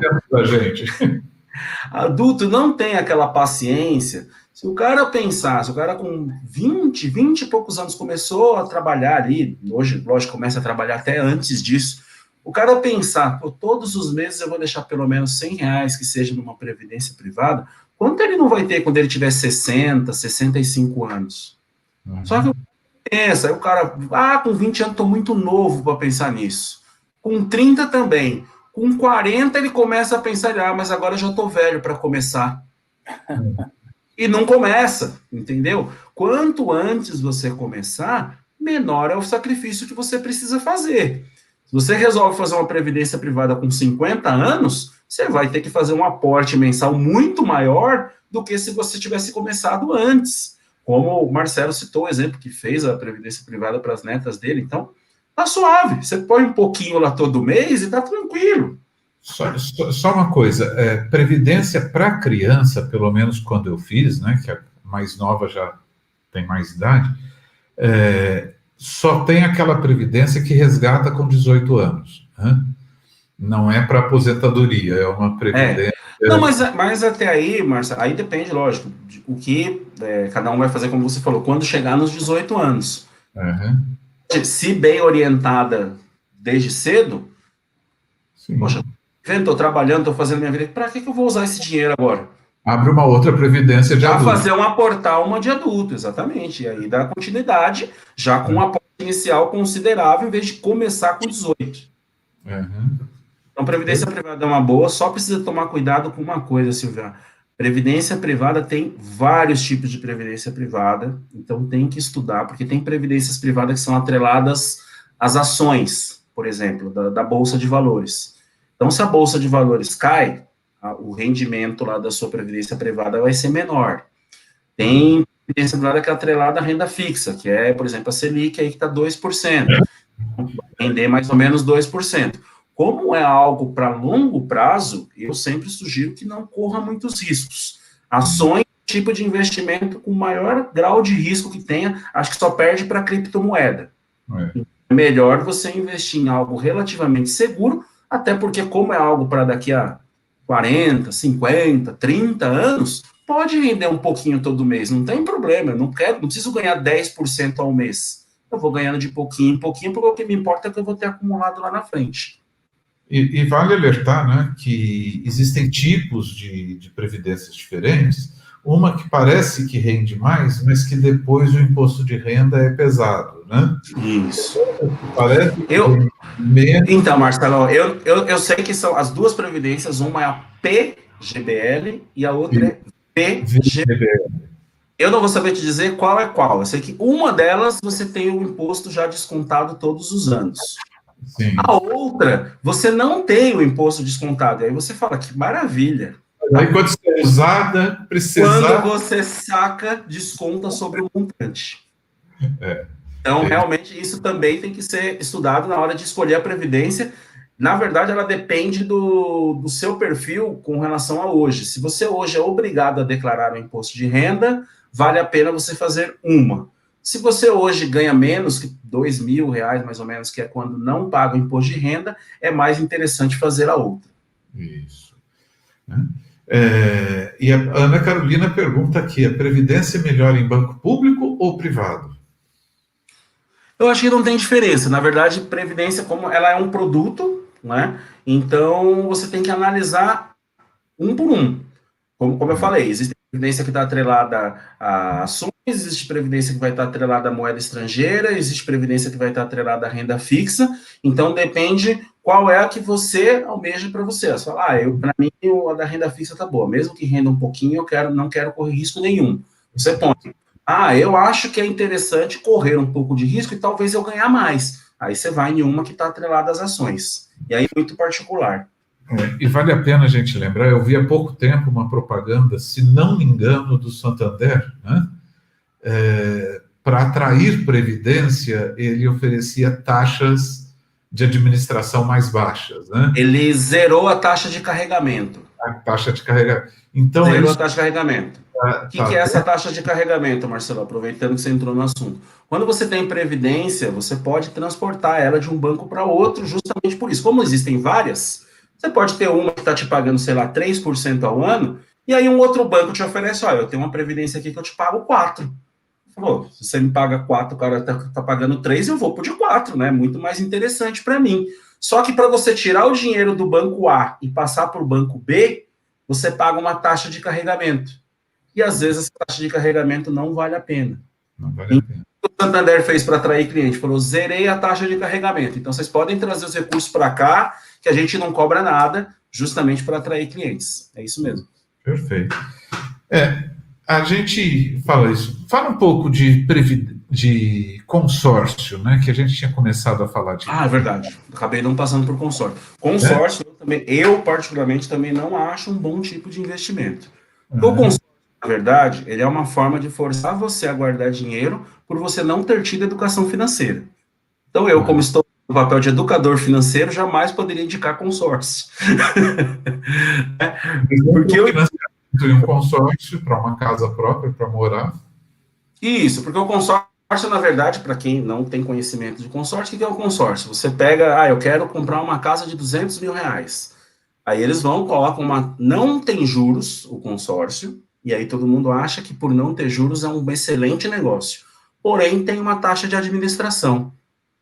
E a taxa de administração, o banco ou a financeira que esteja fazendo esse consórcio para você pode pôr o valor que ela quiser, não tem um limite. Então, às vezes, as pessoas acham que estão levando vantagem de não ter juros, mas só por pagar a taxa de administração, na prática acaba ficando maior. Por quê? Porque quando a pessoa faz o consórcio, eu quero um imóvel de 200 mil reais. Aí o cara vai lá, faz as contas, você vai pagar parcelas de 500 reais durante 20 anos. O cara fala, 500 reais está dentro do meu orçamento, eu topo. Quando vira o ano, essa taxa é corrigida pela inflação. E aí já não é mais 500, já vira 500 e alguma coisa. Daqui a 3 anos, já é 600. E o cara que 500 cabia no orçamento, não está mais trabalhando na empresa que cabia 500 no orçamento e 600 já está apertado. E aí ele já consegue, já fica naquela... E aí como é que ele faz para reaver o dinheiro de novo? Tem que esperar o consórcio acabar. Então, eu particularmente acho que o consórcio não é um bom tipo de investimento. Acho que é muito mais interessante para a pessoa. Financiei em 20 anos, comprei em 2009, termino de pagar em 2029. Mas, hoje, com o conhecimento que eu tenho hoje eu não financiaria. Eu preferiria fazer algum tipo de investimento que fosse rendendo ali de pouquinho em pouquinho, e eu tenho certeza que se eu vou demorar 20 anos para pagar a casa que eu estou morando hoje, com 12 anos eu conseguiria comprá-la à vista. Perfeito. Ronaldo. Ana Carolina faz a pergunta sobre previdência. Ô, Marcelo, pode ler. Já respondeu. Ele já falou. Já falou. Ronaldo, a gente está a 10 minutos do nosso tempo, né? Entre o que você tinha pensado que era importante falar para as pessoas, o que a gente ainda não falou, e só para você ter uma ideia das pessoas que responderam, eles viveriam uma semana, 2 pessoas viveriam uma semana, uma pessoa viveria 5 meses, uma pessoa viveria 7 meses, e a tua mulher viveria até você estar empregado. No caso dela, ela tem uma grande vantagem, né? Como eu sou funcionário público, eu não tenho como ficar desempregado, né? Então, ela digamos que está numa situação vantajosa nessa pergunta, né? Mas o que você tinha planejado falar que ainda não falou para a gente aproveitar o nosso tempo?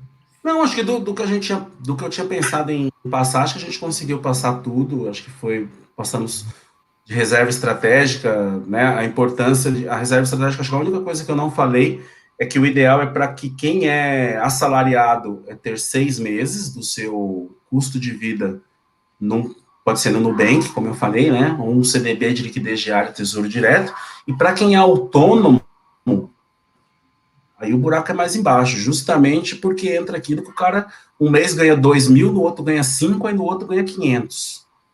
Então, para um autônomo, ele teria que saber qual é o custo de vida dele, fazer uma média de pelo menos 3 meses, para ele ter uma noção de quanto é o custo dele mensal, e o ideal é que um autônomo tenha pelo menos 12 meses reservados para uma reserva de emergência segura, né, para ele não ter problemas no caso de uma crise, ficar uns 2, 3 meses sem movimento. Posso fazer uma pergunta? À vontade.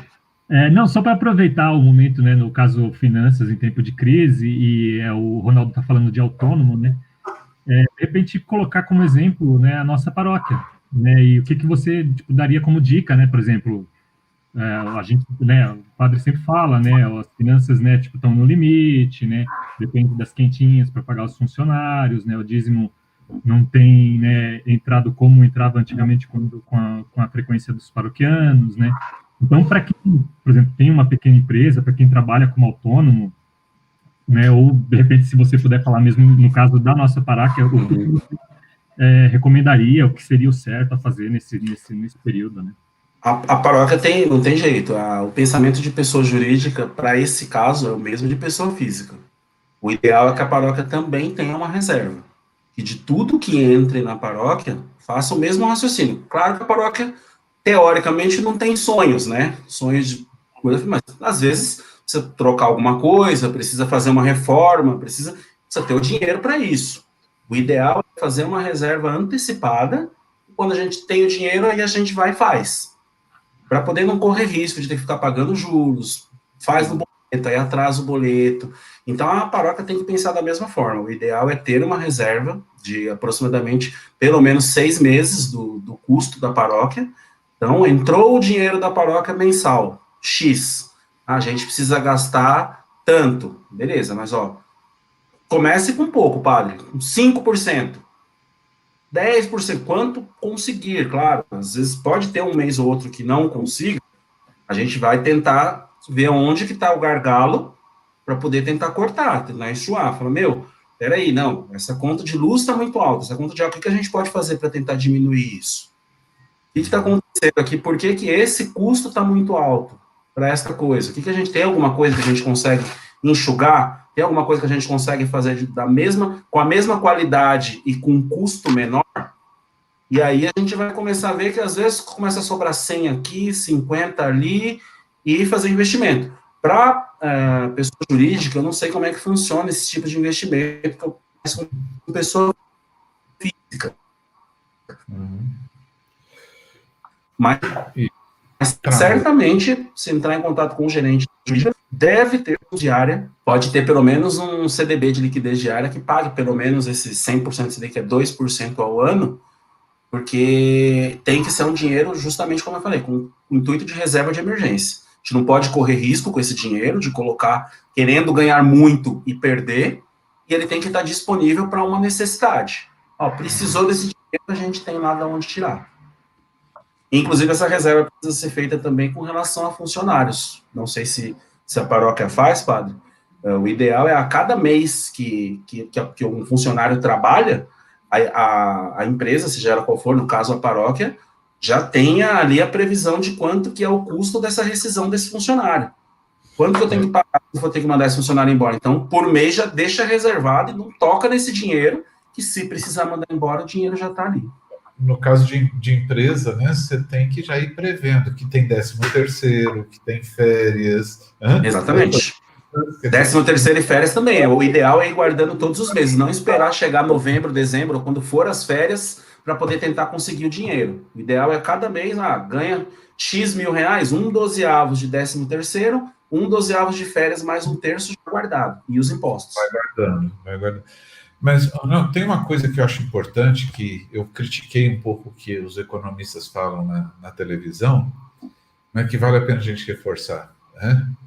Cartão de crédito é para usar e quitar, né? Não ficar rolando dívida, que é o pior juros que tem no Brasil, é absurdo. E cheque especial? Crédito, sim. Cartão de crédito e cheque especial. Cheque especial, eles mudaram a regra recentemente, limitar máximo agora é 8% ao ano, que qualquer banco pode, 8% ao mês, que cada banco possa cobrar dos seus correntistas, né? E até R$500 eles não cobram nada, nem tarifa. E se você tiver um limite acima de R$500, aí eles podem cobrar, inclusive, uma tarifa só por você ter o limite, mesmo sem usar. Então, fiquem atentos com relação a essa mudança. Você eu tenho R$5.000 de limite, mas eu nunca uso. A partir de agora, se o banco quiser, ele vai poder te cobrar uma tarifa só porque você tem o limite, mesmo sem. Então, se não usa, reduz para 500, e até 500 eles não podem cobrar nada. O cheque especial no Brasil, mesmo com 8% ao mês, olha que diferença do que a gente está falando. A Selic está 2% ao ano. Estou aconselhando vocês a deixar o dinheiro que vai render 2% em um ano, e se a gente usar R$100 do banco, a gente vai pagar 8% em um mês. Num mês. É um absurdo. E cartão de crédito, então, é 12%, 13% ao mês. Cartão de crédito, eu, Ronaldo, faço um controle. Né? Às vezes, eu ficar louco, é alguém virar para mim e falar, esse mês, daqui a pouco chega o cartão de crédito, aí eu vou tomar um susto. E como assim tomar um susto? Você não sabe o que você gastou? Você tem que ter esse controle. O cartão de crédito não pode ser um susto para você. A cada vez que você passa, aquela maquininha lá, ela não é mágica, aquele cartãozinho não é mágico. Vai vir a fatura no fim do mês. Então, assim, você se organiza com relação a isso, saiba quanto vem. A Helena, no caso, tem um cartão adicional meu e a gente sempre conversa. Quando está perto de virar o cartão, ela precisa comprar alguma coisa, ela só me avisa. Eu não controlo os gastos dela. Mas ela sempre me avisa, ela fala, tô querendo comprar tal coisa, como é que tá o cartão? Aí eu olho e falo, pode comprar, dá para comprar. Eu falo, dá para esperar até a semana que vem? Porque a semana que vem já vira o cartão. Ela, não, tudo bem, eu espero. Passou uma semana, ela compra e está tudo certo, vai cair na outra fatura e não estamos, ninguém está apertado com o cartão. Não pague mínimo do cartão, pelo amor de Deus. Saiam dessa cilada. Se Não, comprou, paga. Se possível, o que eu fiz, eu coloquei meu cartão em débito automático, para não correr o risco nem de atrasar, porque um atrasozinho já é um juros absurdo, né? Eu particularmente também uso praticamente tudo em débito automático. Tudo que eu posso colocar em débito automático eu coloco, né? E aí, lógico, eu tenho o meu controle, eu sei que dia que vence cada coisa para não correr o risco de estourar a minha conta. Perfeito. E de vez em quando as surpresas da Enel, né?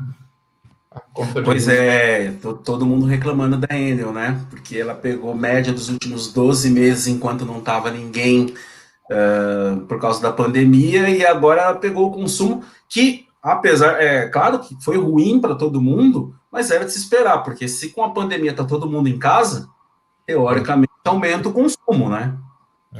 Que foi um baque muito grande, né? Legal.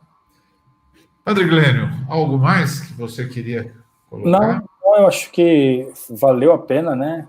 Valeu muito a pena para todo mundo, né? Esse bate-papo. Era o que eu esperava mesmo, né? Do Ronaldo, consultor financeiro, né? Que pudesse fazer uma consultoria, como a gente tem trazido outros consultores aqui, que pudesse fazer, porque as pessoas que a gente tem trazido aqui, apesar de ser um bate-papo, são consultores das suas diversas áreas, né?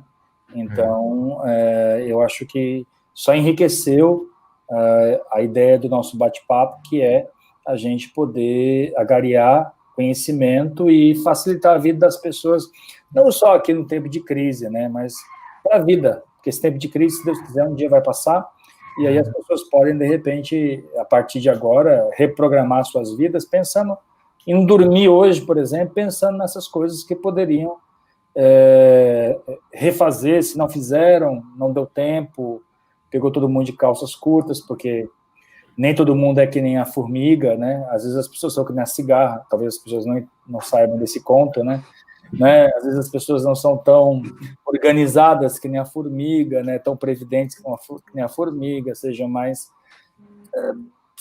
assim que nem a cigarra, mais desorganizados. Eu acho que não pode ser nem tanto, nem tão pouco, mas que possam, de repente, como Jesus conta a história das noivas previdentes no Evangelho, né? Que elas guardaram óleo para que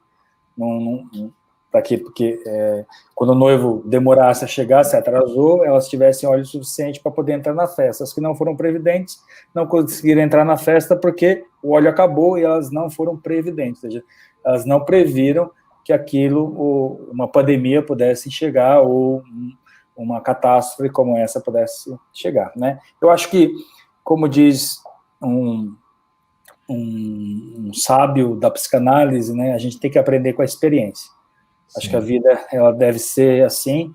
Eu acho que quem não aprendeu com a experiência, com essa experiência de crise que nós estamos vivendo, talvez não aprenda nunca mais, porque essa veio justamente para poder ensinar a gente a viver melhor, né? O Anderson faz aí um comentário que a gente poderia ler para encerrar, né? O Anderson coloca: minha empresa tem como fundo de reserva aplicado em CDI. Durante a pandemia, ficamos 3 meses sem pagar os impostos. Guardamos o valor mensalmente e agora voltamos a pagar. Ainda lucramos com esta aplicação. Esse é meu primo, pô. Esse é meu primo. Ele deixou o governo deu esse benefício para algumas empresas, né? Não cobrou impostos por alguns meses. E que ele fez? Não vou pagar agora, mas vou ter que pagar depois. Deixou o mercado rendendo pelo menos esses 2% ao ano. Quando chegou na hora de pagar, pagou o correto e sobrou um rendimento, sobrou um pouquinho de juros, tá certo ele? Os juros, o nosso maior problema é que a gente aprende que os juros são sempre ruins. Só vê o lado da gente pegando dinheiro emprestado e pagando juros. Mas eles podem ser muito úteis quando eles trabalham a nosso favor. Perfeito. O povo está gostando, recomendando, até pedindo mais, tá, Ronaldo? A gente planejar de fazer um outro tema aí. Aliás, é engraçado, isso tem sido muito legal as pessoas que nos acompanham, né? que gostam dos temas, e eu queria pedir assim, mandem para a gente até sugestão de temas, né, Padre Glenn? Porque muitas vezes a gente fica pensando nos temas, convidando as pessoas, mas já estamos há 2 semanas, que tem sido muito legal. Semana passada a gente teve a Dolores, essa semana o Ronaldo, a semana que vem vamos ter a Aline, né, com o Gilberto ajudando aí. É muito legal isso, que é uma coisa de trocar entre as pessoas da comunidade. A gente tem recurso entre nós que podemos, né, compartilhar, todo mundo ganha, né? Então, inclusive, sugestão de nomes de pessoas que poderiam ensinar aquilo que conhecem. Antes da gente encerrar, eu não sei se o Ronaldo falou, né? Mas o Ioiô fez uma pergunta lá atrás, né? 7 e 8. Ele falou assim: para ter uma conta em um banco digital, preciso ter uma conta em outro banco para depositar o dinheiro nele? Deixa eu explicar como que funciona. Banco digital funciona assim, como ele não tem uma agência física, ele é como se fosse um banco para você deixar o dinheiro lá e transferindo para uma outra conta. Então, sim, você pode ter conta em outro banco tradicional, que pode ser um outro banco digital, você pode ter conta em 2 bancos digitais, não tem problema. Em nenhum dos 2 você vai pagar tarifa para fazer isso. Porém, os bancos digitais, alguns deles, o Banco Inter, por exemplo, você tem um cartão de débito, que você consegue sacar nos caixas 24 horas, caso você precise do dinheiro em espécie. É que hoje em dia, poucas pessoas usam dinheiro em espécie, né? Hoje em dia é tudo eletrônico, então o banco digital normalmente ele atende às necessidades por isso, porque com ele você consegue transferir dinheiro para outras pessoas, pagar boletos e receber dinheiro também de outras pessoas. Então, tudo que você faça de forma eletrônica, você faz sem o menor problema. E se você precisar sacar o dinheiro em espécie, normalmente tem um cartão de débito. Você consegue sacar nos caixas 24 horas. Eu tenho conta no Nubank, mas como eu nunca usei, não tenho certeza se o Nubank tem a função de débito. Eu sei que ele tem a função de crédito. O Banco Inter, eu sei que tem a função de débito. O Banco Inter, você consegue sacar dinheiro no caixa 24 horas. Eu não sei se o Nubank também oferece esse serviço. Bom. Aliás, deixa eu aproveitar a questão técnica, né? Quem tem gente usando cartão de crédito e não ativa a questão de pontos, né? Que é um benefício que o cartão tem, né? De acumular pontos, que às vezes troca por produto. Então, quem não ativou os pontos do seu cartão é uma boa dica, que um dia chega a surpresa, né? Tenho tantos pontos, posso comprar coisas. Pois é, e isso aí é importante também a pessoa se atentar com expirar os pontos, né? Não deixe os pontos do cartão morrer. Cada cartão tem a sua regra, e aí eles às vezes valem por 1 ano, valem por 2 anos, enfim. E aí você às vezes consegue trocar os pontos do cartão por um brinde, alguma coisa que não seja... Leonardo, meu amigo, e Paula estão confirmando que o Nubank tem a função débito, sim. Então, no Nubank também você consegue sacar dinheiro. Perfeito. O Nubank vai ganhar uns clientes essa noite, pelo jeito, hein? Pois é. Podia patrocinar a nossa live, né? Eu vou começar a pedir isso nas transmissões. O Merchan agora aqui vai ser cobrado, né? Vai ter que ter Vamos todo mundo copiar esse link e jogar na página do Nubank. Fala, os caras estão o tempo inteiro lá, dá uma moral para a paróquia. Mais um dinheirinho, melhor para nossa paróquia. Essa brincadeira vale a pena. Isso para a paróquia. O nosso vídeo fica no... Nossa senhora, fugiu. No YouTube da paróquia. E Facebook também. Compartilhem com o Nubank. Pergunta se eles não querem patrocinar o nosso bate-papo, a reforma da igreja, qualquer coisa. Gente, obrigado. Todo sábado a gente está aqui com um tema e esse clima de bate-papo, né? Fica lá disponível e estamos aceitando. Mandem, né, nos e-mails da gente, né, para o Gilberto, para Pascom, né, para o Padre Grande, para a paróquia, para o meu, ideias de bate-papos, de temas que interessariam e a gente tenta correr atrás. O Ronaldo não quer passar aí, Ronaldo, o seu endereço lá no YouTube? Você tem um canal também, né? Eu tenho um canal no YouTube, embora esteja um pouquinho parado lá, mas eu pretendo voltar a postar vídeos. O nome do canal é Investindo com Sabedoria. E aí vocês podem acessar lá. Já tem, inclusive, alguns vídeos, inclusive, de muitas coisas que eu falei aqui, às vezes um pouquinho mais detalhados, explicando, inclusive, alguns produtos que eu não citei aqui. E aí, se vocês tiverem a curiosidade, vocês podem acessar lá, Investindo com Sabedoria. Curtam o vídeo, né? E se inscrevam no canal do Ronaldo, no canal da Paróquia. Se inscrevam no canal, exatamente, isso é importante. É importante para quem tem esses canais no YouTube, né? O curtir e o se inscrever no canal é muito importante, aí dá um ganho aí para as nossas transmissões. Ok. Gente, obrigado, boa noite, até sábado a gente volta. Obrigadão. Boa noite, obrigado pelo convite. Quero agradecer a comunidade que esteve presente, né? Muito obrigado a todos. Também agora, a partir de agora, nós vamos entrar no assunto mais particular da comunidade. Quem quiser participar pode ficar, né? O Ronaldo também, se quiser, pode ficar, senão pode cuidar dos afazeres dele, se tiver alguns aí, né, em casa, como tem criança, né? Na verdade, quero agradecer ao Ronaldo. Muito obrigado, Ronaldo. O Ronaldo é prata da casa. Semana que vem nós teremos uma outra pessoa que é prata da casa, que é a Aline. Ela vai falar sobre comunicação, verdadeiras e falsas, né? A gente não tem um tema ainda, mas é justamente sobre isso, sobre as notícias, né? Que a gente escuta, que a gente vê no Facebook, que a gente vê nos canais de comunicação, nos sites, né? O que a gente chama de fake news, né? Então, o que é aquilo que é fake news, como descobrir isso, como que não é. Então, semana que vem nós vamos falar um pouco sobre isso. Ela vai vir, se Deus quiser, parece que a chefe dela vai participar. A Aline é jornalista, assim como o Giba, também é jornalista, né? Então, o Giba vai também ajudar a gente aí na conversa, junto com... Nós temos jornalistas aí falando sobre isso, porque, afinal de contas, a gente está escutando tanta coisa sobre pandemia, política e tantas outras coisas que são importantes para a gente saber aquilo que é verdade, aquilo que não é, que chegam correntes, até corrente de oração que chega no celular da gente, um monte de bobagem que chega via WhatsApp, né? Então, saber um pouco filtrar isso. Então, nós vamos ter essa conversa aí semana que vem. Então, investindo um pouquinho nos pratas da casa, né, nesse momento, aí o Ronaldo, que acrescentou muito ao nosso conhecimento, daqui a pouco a Aline, o Gilberto, né? Então, semana que vem a gente se vê. Agora a gente vai para os avisos da paróquia, né? Os nossos avisos paroquiais. Ronaldo, Deus te abençoe. Muito obrigado, viu? Amém, padre. Obrigado. Tchau, tchau. Nada, tchau. Espera aí, padre, que eu pensei que nem fosse ter aviso hoje, mas pode esperar um pouquinho aí que eu já... Não, mas eu posso dar os avisos, que eu sei de cabeça. Espera um pouquinho só. Peraí, rapidinho. Quer ver? Peraí. E o pessoal que está aí, que é de outra paróquia, muito obrigado pela participação, obrigado por vir, né, e ouvir, e pode compartilhar aí, como foi dito, o nosso link aí, né?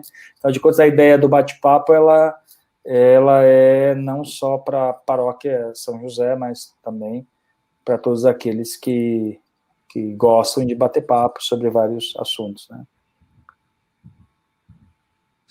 Padre, estou abrindo aqui. Nossas... Apareceu? Está aparecendo. Legal. Segunda-feira é o último dia do Terço pelas Vocações. Na terça, a gente começa o mês da Bíblia. Já vamos começar um outro tipo de terço, um terço meditado. Estou preparando aí, junto com o Marcelo, está me ajudando, né? E, na verdade, ele é quem está diagramando, e eu estou corrigindo a questão teológica, a questão até de texto, alguma coisa assim, né? E a gente está fazendo um trabalho conjunto. Acredito que até segunda-feira chegue nas mãos aí o PDF, como a gente tem feito. E as famílias podem se inscrever, porque é o mês inteiro de setembro nós vamos ter as transmissões, né, de segunda até quinta, do terço, terço diferente, é um terço meditado, ou seja, cada Ave Maria tem uma frase, tem um pensamento, né, tem uma meditação sobre aquilo. Então, a partir de terça-feira a gente começa o terço novo. Tem sido assim desde março. A gente tem se encontrado quase que diariamente aí na nossa conta da paróquia, né? Bem, às sextas-feiras, ontem nós tivemos a nossa primeira experiência sobre uma escola da fé diferente, né? Uma escola da fé virtual, que a gente está chamando de hashtag o Padre Explica, né? A audiência foi muito boa, hein, padre? O pessoal acho que gostou muito, né? Foi muito legal. Eu particularmente gostei muito, né? da experiência, eu tenho essa experiência em fazer com grupos na paróquia, não na paróquia São José, mas já tinha feito isso em outras vezes, até como seminarista, feito essa questão de você sentar com as pessoas e tirar dúvidas, né, naquilo que você pode falar, né. Então, nós vamos continuar aí, sabe Deus até quando, vamos bater papo na sexta-feira, né? A próxima sexta-feira vai ser sobre liturgia e canto litúrgico, né, na verdade é um bate-papo, não é nada de uma aula de liturgia, assim, né, não sou liturgo, né, nem liturgista, né, também não sou especializado nisso, mas todo padre tem uma formação em liturgia, e eu também tenho a questão da bagagem pastoral, que eu acho que isso é como todo médico, né, a formação é uma coisa, e a clínica é outra, né, eu tenho a clínica, ou seja, eu tenho a pastoral, eu tenho o dia a dia da paróquia, além de uma base de conhecimento. Eu acho que é bacana a gente falar sobre isso. E convido o pessoal a participar às 20 horas na sexta-feira aí, para bater papo. Olha, liturgia e canto litúrgico, ou seja, canto da missa, né? Canto litúrgico que a gente fala são os cânticos da missa, né? O que pode, o que não pode, o que é, o que não é, por que isso, por que aquilo, sobre liturgia. Então, quem quiser mandar as perguntas um pouquinho antes, durante a semana, pode utilizar os canais aí de comunicação da paróquia, o meu particular, quem tiver, ou até os grupos da paróquia, pode mandar as perguntas e eu posso dar uma olhada antes, mas quem quiser perguntar na hora, beleza, vamos lá. Aquilo que eu não souber, tem um santo aí chamado São Google, que pode, de repente, ajudar a gente, né? E de acordo com o tema também, né, padre, a gente pode fazer esse esquema que nem a gente faz, igual a gente faz nos sábados, né, colocar alguém participando conosco, né, um especialista, né. Claro. Desde que seja o padre, afinal de contas a gente não pode perder a ideia do padre. Tá junto, isso é o mais importante. Porque a ideia é essa, né, a ideia não é trazer um especialista, né, a ideia é a gente bater papo. O especialista, no caso, é o padre, e aí quem vai participar como convidado especial vai dar um complemento, né? Por exemplo, nessa sexta-feira, por exemplo, eu já convidei o Lúcio, que é da nossa paróquia, está participando aí, né? Também está convidada já falei com ela, se ela quiser participar, também a Eliana, né, que é coordenadora da música, né? Então, o pessoal que é da liturgia, esse pessoal que faz liturgia desde que nasceu, praticamente, né? O pessoal que está aí. É o que eu falo, né? Eu fui da pastoral da liturgia quando era criança, né? Quando era, assim, criança, eu digo, adolescente, né? Eu tinha 15, 16 anos. Conheço a liturgia da teoria, também da prática, porque faz parte da vida do padre a liturgia, né? Afinal de contas, a liturgia é a essência da vida do padre, né? A liturgia e catequese é a essência da vida do padre, mas nós temos os leigos e leigas que eu tenho certeza que o Lúcio e a Eliana, antes de eu nascer, já faziam liturgia. O Lúcio já colocou um kkkk. Exato. Conhece muito mais do que eu de liturgia, com certeza, porque já viveram muito antes. Ele não pode me xingar, porque está online, mas tudo bem. Lúcio, beijo para você. E amanhã nós temos a nossa quentinha galinhada, pessoal, olha aí. Ainda tem, viu? Nós temos aí ainda umas 4 ainda para vender. Quem quiser pode pedir. Olha, hoje eu vi as meninas preparando, a tia Dulcineia aí, a tia dos anjos. Rapaz, o cheiro que estava naquela cozinha hoje, elas começaram a preparar o frango, né? Claro que o frango demora um pouquinho mais, é óbvio. Olha, tá ótimo o tempero, um cheiro maravilhoso, tomou conta, o perfume naquela cozinha, tem um tempero bom. Eu já experimentei, essa semana ela mandou para mim. Vale a pena. Quem quiser, ainda temos, pode pedir. Tá? Custa R$20 a quentinha e 25 com a sobremesa, que é o mousse de chocolate. Olha, quem fez os pedidos, está pedindo assim, padre, eu quero uma quentinha. Eu estou entendendo que não quer a sobremesa, tá? Então, quem está pedindo, padre, eu quero o combo. Aí eu estou entendendo que quer a sobremesa, a quentinha mais a sobremesa. Então, se alguém escreveu só quentinha, dá uma olhada lá no pedido que fez, mas que quer a sobremesa, ainda dá tempo de pedir, tá? Então, se apressa lá a olhar, estou vendo assim, porque a gente está acostumado com essa linguagem, afinal de contas, nós estamos vendendo as quentinhas aí desde que começou a pandemia, né? Então, quem quer o combo, eu já entendo que é sobremesa mais a galinhada e salada, custa R$25. Agora não dá mais tempo de pedir, mas tinha a possibilidade de pedir a sobremesa grande. Agora não dá mais tempo, que a Thaís não consegue fazer. Mas agora, né, de hoje para amanhã, não consegue mais fazer. Mas ainda dá tempo de pedir só a sobremesa, que é o mousse de chocolate, custa R$7. Que muito me interessa. Muito te interessa. Muito bem. Chocolate. Veja se a Paula pediu o mousse, tá? Lógico. Muito bem.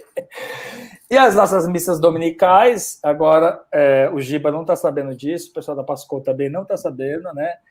Em setembro nós vamos ter 2 missas, tá? Já combinei com o pessoal Mas, assim, uma missa é transmitida, essa missa das 10 ficou acertado disso, a gente pode ter 4 missas no final de semana, a missa das 10 será transmitida ao vivo pelas redes sociais. Então, a partir do dia 6 de setembro, teremos missa também às 18 horas, no domingo. Então, missa às 10 e missa às 18. Então, vocês que se inscreveram, estão se inscrevendo para, por exemplo, participar das missas presenciais, às 10 horas, podem começar a se inscrever para a missa das 18. Lembrando, não é este domingo, hein? Ó, fica atento. É domingo que vem, ou seja, próximo dia, é 8, dia 6 de setembro, aí nós vamos começar as missas. Mas lembrando que às 10 horas é transmitida a missa, será transmitida pelos canais do YouTube e o Facebook da paróquia. E a gravação fica disponível. Exato. Qualquer hora. Lista de curtir o vídeo e se inscrever no canal. Isso, como qualquer coisa que a gente tem feito ultimamente, né, pelo YouTube, a gente tem feito, então tudo fica gravado em pastas, os vídeos ficam lá, inclusive o bate-papo de ontem, né, o padre explica de ontem, tá lá, quem não viu, de repente pode ver e de repente sugerir também alguns temas que a gente pode falar. Pois é, a gente estava falando aí o Ronaldo estava falando das questões financeiras, né, todas, né, de como fazer isso, fazer aquilo outro, né, tem esses bancos digitais, nós temos esses aplicativos que têm facilitado bastante as pessoas que não podem sair de casa, né, pode baixar esse aplicativo chamado PicPay e fazer a sua consagração da oferta, do dízimo, fazer também o pagamento da quentinha, fazer o pagamento das máscaras, fazer qualquer forma de pagamento. As pessoas têm perguntado assim, padre, eu pedi a quentinha, vai entregar aqui, eu posso já consagrar meu dízimo? Pode. Pode ser tudo no mesmo cartão? Pode, né? Desde que você, quando a pessoa chegar para entregar, por exemplo, a quentinha, ou chegar para entregar a sua máscara, que a gente também está entregando as máscaras para aqueles que não podem sair de casa, né? A pessoa chegar para entregar, por exemplo, que mais? A liturgia diária, né? Eu quero no cartão aqui pagar, consagrar meu dízimo e pagar essa coisa que eu comprei. Ok. Não esquece de avisar para a pessoa que vai chegar e te entregar, olha, estou consagrando tanto e tanto, claro, batendo tanto do valor, que é importante. A mesma coisa no PicPay. Não esquece de quando você mandar o comprovante para a paróquia, discriminar o que você está fazendo, o que você está... Estou consagrando dízimo, estou consagrando a oferta, estou pagando a quentinha, eu estou pagando a máscara, eu estou pagando a liturgia, a assinatura da liturgia diária, tá? Não esqueça disso. Como eu falei, a liturgia diária, o Elton transmitiu, eu não sei, acho que foi antes de ontem, foi na quarta, eu acho que foi o Elton que transmitiu, e ele fez uma continha super rápido, gostei, daí ele falou assim, olha, a liturgia diária vale muito a pena, se você pegar que ela é anual, por exemplo, né, ela sai 7 e pouquinho por mês, né, lembrando que ela, é só a liturgia do mês, quem compra a liturgia do mês, ela custa quase R$15. Então, é um bom investimento, a gente está falando de investimento, né, é um bom investimento você pagar a anuidade dela, porque ela sai metade do preço do que você compraria ela individualmente, né. Vale a pena, a liturgia diária vale a pena. Inclusive, agora, para esse mês de setembro, que é o mês da Bíblia, né, nós vamos incentivar as pessoas a lerem o evangelho, pelo menos o evangelho do dia, tá? E a meditar. Então, seria muito importante ter pelo menos a liturgia diária. Claro que o ideal é você ler a Bíblia, óbvio. Mas para aqueles que têm dificuldade com relação de entender o que é capítulo, versículo, né, e as perícopes todas, então seria importante ter a liturgia diária, que ajuda bastante. Já vem separadinho, né, ajuda. E as nossas máscaras, né, nós temos bastante lá, né. A Thaís hoje falou, padre, será que está muito caro as nossas máscaras? Eu falei, não, tá R$10. Lembrando que ela simples é R$5, mas a nossa, ela não é simples.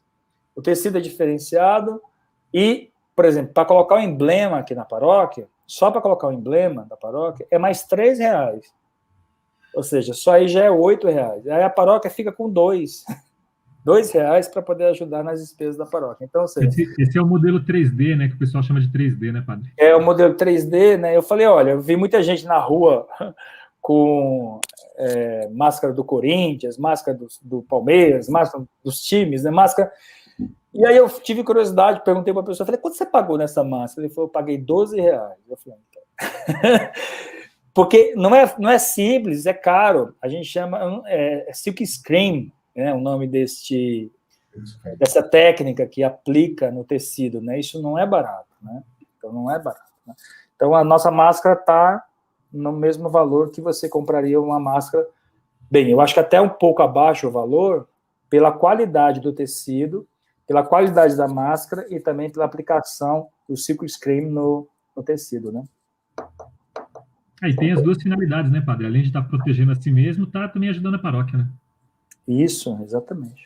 Exatamente. E é muito confortável, nossa. Tem que passar o dia inteiro com ela, que nem no domingo, no sábado, que eu tenho que passar o dia inteiro com ela, eu passo tranquilo, não me sufoca, não entra na minha boca, né? Que é aquela coisa de você respirar, entra na boca, ela é muito confortável. E aí nós temos o livro Os Operários de São José, né? É um livro que conta a história da paróquia, vale muito a pena.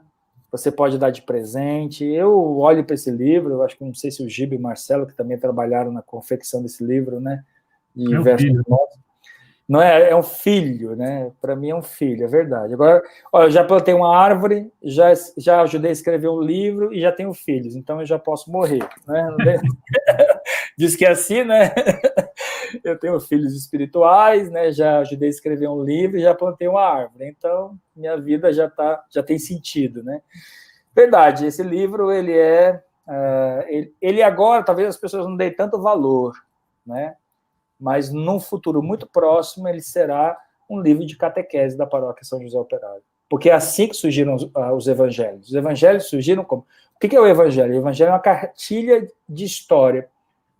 Por exemplo, as pessoas queriam saber quem é esse Jesus que as pessoas falam tanto. Então, vamos escrever sobre a vida dele. Então, quem é essa paróquia São José? Então, escrevemos sobre a vida dela nesses últimos 50 anos. Então, já pensou quando a paróquia estiver fazendo 100 anos? Pois assim, é. Aí, pegarem esse livro e fizerem o volume 2, né? Sim. E os nossos netos, né, as pessoas que têm filho, por exemplo, o César, quando tiver filhos, né, vai pegar esse livro da estante do Gilberto e falar, meu pai ajudou a escrever esse livro, né? Então, não é? Pois é, o seu avô ajudou a escrever esse livro, né? Olha só, e a gente tem pessoas que já se foram, né, que estão eternizadas nesse livro. Então, vale muito a pena. Eu acho que... Eu cheguei na paróquia, eu sou operário da última hora, né? Cheguei agora na paróquia, né? Uma paróquia que tem 50 anos, eu tenho 5 na paróquia, então eu vivi 1/10 da história dessa paróquia, né? Tem gente que está aí, viveu a vida, você também, né? Eu cheguei há pouco tempo também. Pois é, então somos operários da última hora. E eu sou extremamente orgulhoso de ter esse livro e de fazer parte dos 50 anos da paróquia. Fico imaginando quem nasceu nessa paróquia, né? Como não deve ter, né? Acho muito importante isso. E nós temos o São José com os operários, eu dizia isso, né? Acho que é legal falar disso. Né? A paróquia surgiu com os operários, ela é feita de operários e ela é para os operários. Né? Então, essa é a essência, a gente não pode perder a essência da paróquia. Né? É uma paróquia de operários e tentando facilitar a vida das pessoas com relação a essa dificuldade toda que estamos vivendo na pandemia, né? Então, quem tiver um negócio, quem tiver aí uma empresa, quem tiver aí alguma coisa que é paroquiano, que tem idoneidade, né, que a gente pode confiar, quiser divulgar, nós estamos disponíveis a divulgar o nosso trabalho, o trabalho de vocês nas nossas páginas. Agora, é uma coisa muito importante, né? Também está lá no Instagram da paróquia, está lá no Facebook da paróquia, mas você tem que compartilhar, né? É importante a pessoa compartilhar. Por exemplo, eu tenho aproximadamente 5.000 pessoas na minha página do Facebook, por exemplo. Então, se eu compartilho, então as pessoas que estão na página do meu Facebook vão compartilhar, talvez compartilhem. Eu já fiz essa experiência, às vezes uma bobagem que você escreve, alguma coisa... Tem aquela música, o Papa é Pop, nosso caso aqui é o Padre é Pop, né?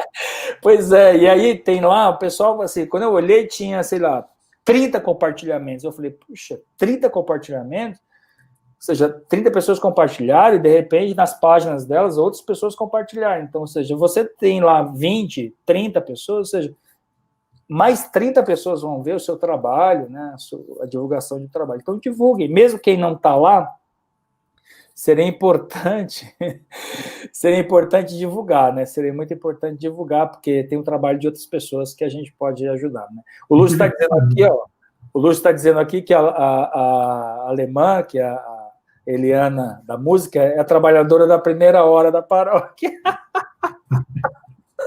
O Lúcio é do quê? Da segunda hora, Lúcio? O que é?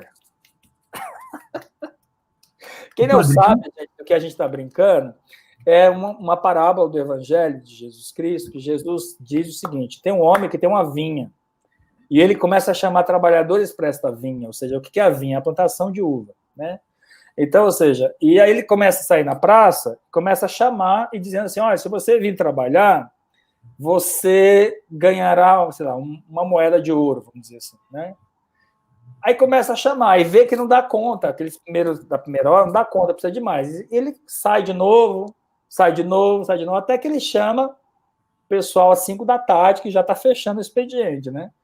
E ele paga o mesmo que ele pagou para o primeiro, ele paga para o último. Ou seja, não importa a hora que você começa a trabalhar para o Senhor, você receberá o mesmo valor, ou seja, a vida eterna. Essa é a ideia que a gente está brincando aqui, né? Não importa se eu e o Giba chegamos agora, não é? Não importa se o Lúcia e a Eliana começaram lá atrás, todo mundo vai se salvar e vai ser todo mundo, né, feliz no céu. Eu não ficaria feliz longe de vocês de jeito nenhum. O padre, tem uma mensagem aí da Rosário Porto, que escreveu assim, eu quero, mas aí ela não... É o livro? É o livro, se é a máscara. O Rosário, se estiver assistindo a gente aí ainda, manda uma mensagem no WhatsApp da paróquia, se for o livro, já pede para reservar se for a máscara também, né? A Rosário tem meu WhatsApp particular, ela pode mandar para mim, viu, Rô? Isso. Manda para mim, tá bom? E só reforçando, padre, essa questão do São José com os operários, né? Até importante a palestra do Ronaldo hoje, que né, no finalzinho aí eu perguntei a respeito, né, de como funcionaria, por exemplo, pequenas empresas, até citei o exemplo da nossa paróquia, né, no caso das finanças nesse tempo de crise, né, se a pessoa que tem esse negócio também teve, né, dificuldade, além de estar divulgando com a gente aqui, pega umas dicas ali também, né, manda uma mensagem no WhatsApp da paróquia, né, se pegou o endereço ali do canal do Ronaldo, pega umas dicas com ele também, que é bem importante, né, quem tem um negócio próprio, quem tem aí, né, o seu trabalho autônomo, também lidar com as finanças, né, saber, né, controlar as finanças nesse período, né? Exatamente. Muito bem, eu acho que acabou, né? Acabou. Muito bem. Pessoal, quem quiser as quentinhas, ainda dá tempo de pedir, tá? A gente ainda tem ali umas 4 ou 5, mais ou menos, né? Dá tempo de pedir, o sabor é muito bom, tá? E semana que vem, amanhã tem a missa às 10 horas, você pode participar aí da missa pelo canal do YouTube, quem não conseguiu se inscrever, participar presencialmente, lembrando que para participar presencialmente tem que se inscrever, não adianta chegar lá, bater na porta, infelizmente não pode entrar, porque a gente tem protocolo de segurança e de saúde para poder seguir, e a gente tem que ter esse controle de quem vai sentar onde, a distância, todo esse protocolo que vocês já sabem, que nós estamos, por exemplo, nós somos talvez uma das últimas paróquias que estamos abrindo uma segunda missa. Por quê? Porque nós temos cuidado com os paroquianos, não é relaxo, não. Vocês sabem disso porque nós estamos aqui trabalhando, há muito tempo para poder evangelizar de outras maneiras. Com o conselho, né, padre? Sim. E também, meu medo é o seguinte, né? Hoje eu tive o privilégio, ou talvez o desespero de passar na estrada do Campo Limpo e fiquei abismado com a fila de pessoas querendo entrar nas Casas Bahia, entrar nas lojas, assim, sem máscara. Sem máscara, a quantidade de pessoas que acham que a pandemia não acabou. Olha, a notícia que eu vi agora no UOL, deixa eu até olhar aqui, só para dar a notícia, para vocês saberem, Brasil registra 758 mortes por Covid em 24 horas e ultrapassa 120 mil óbitos. Segundo o governo, o país soma mais 41.350 casos confirmados da doença, chegando aí a muitos números estratosféricos, ou seja, mais de 3 milhões de pessoas que contraíram a doença. Gente, a pandemia não acabou. Tem muita gente morrendo, né? Então é muito importante lembrar disso. Então, espero vocês amanhã na nossa missa, participando da nossa missa virtualmente ou presencialmente, e segunda-feira, às 20 horas, começamos de novo a nossa maratona com o terço com as famílias. Você pode se inscrever para poder a sua família participar do terço desse mês da Bíblia, tá? Tem bastante vaga, e você pode se inscrever. Lembrando que é virtual, a gente, por exemplo, eu estou na minha casa, o Marcelo está lá na casa dele, o Giba está na casa dele, enfim, a gente está cada um aqui num canto separado. E é super simples, não precisa ficar com medo, né? Assim, é um link, você clicou, você já está ao vivo, é muito fácil, assim, e se tiver alguma dificuldade, a gente dá um suporte. Exatamente. Vamos receber a bênção, né? Agradeço, Gilberto, mais uma vez a dedicação, um beijo na sua família, tá? Marcelo, obrigado também mais uma vez. Obrigado às pessoas que participaram. O Senhor esteja convosco. Ele está no meio de nós. Desça sobre vocês, sobre vossas famílias, a bênção do Deus Todo-Poderoso no amor. Pai, Filho e Espírito Santo. Amém. Um beijo a vocês. Saúde e paz.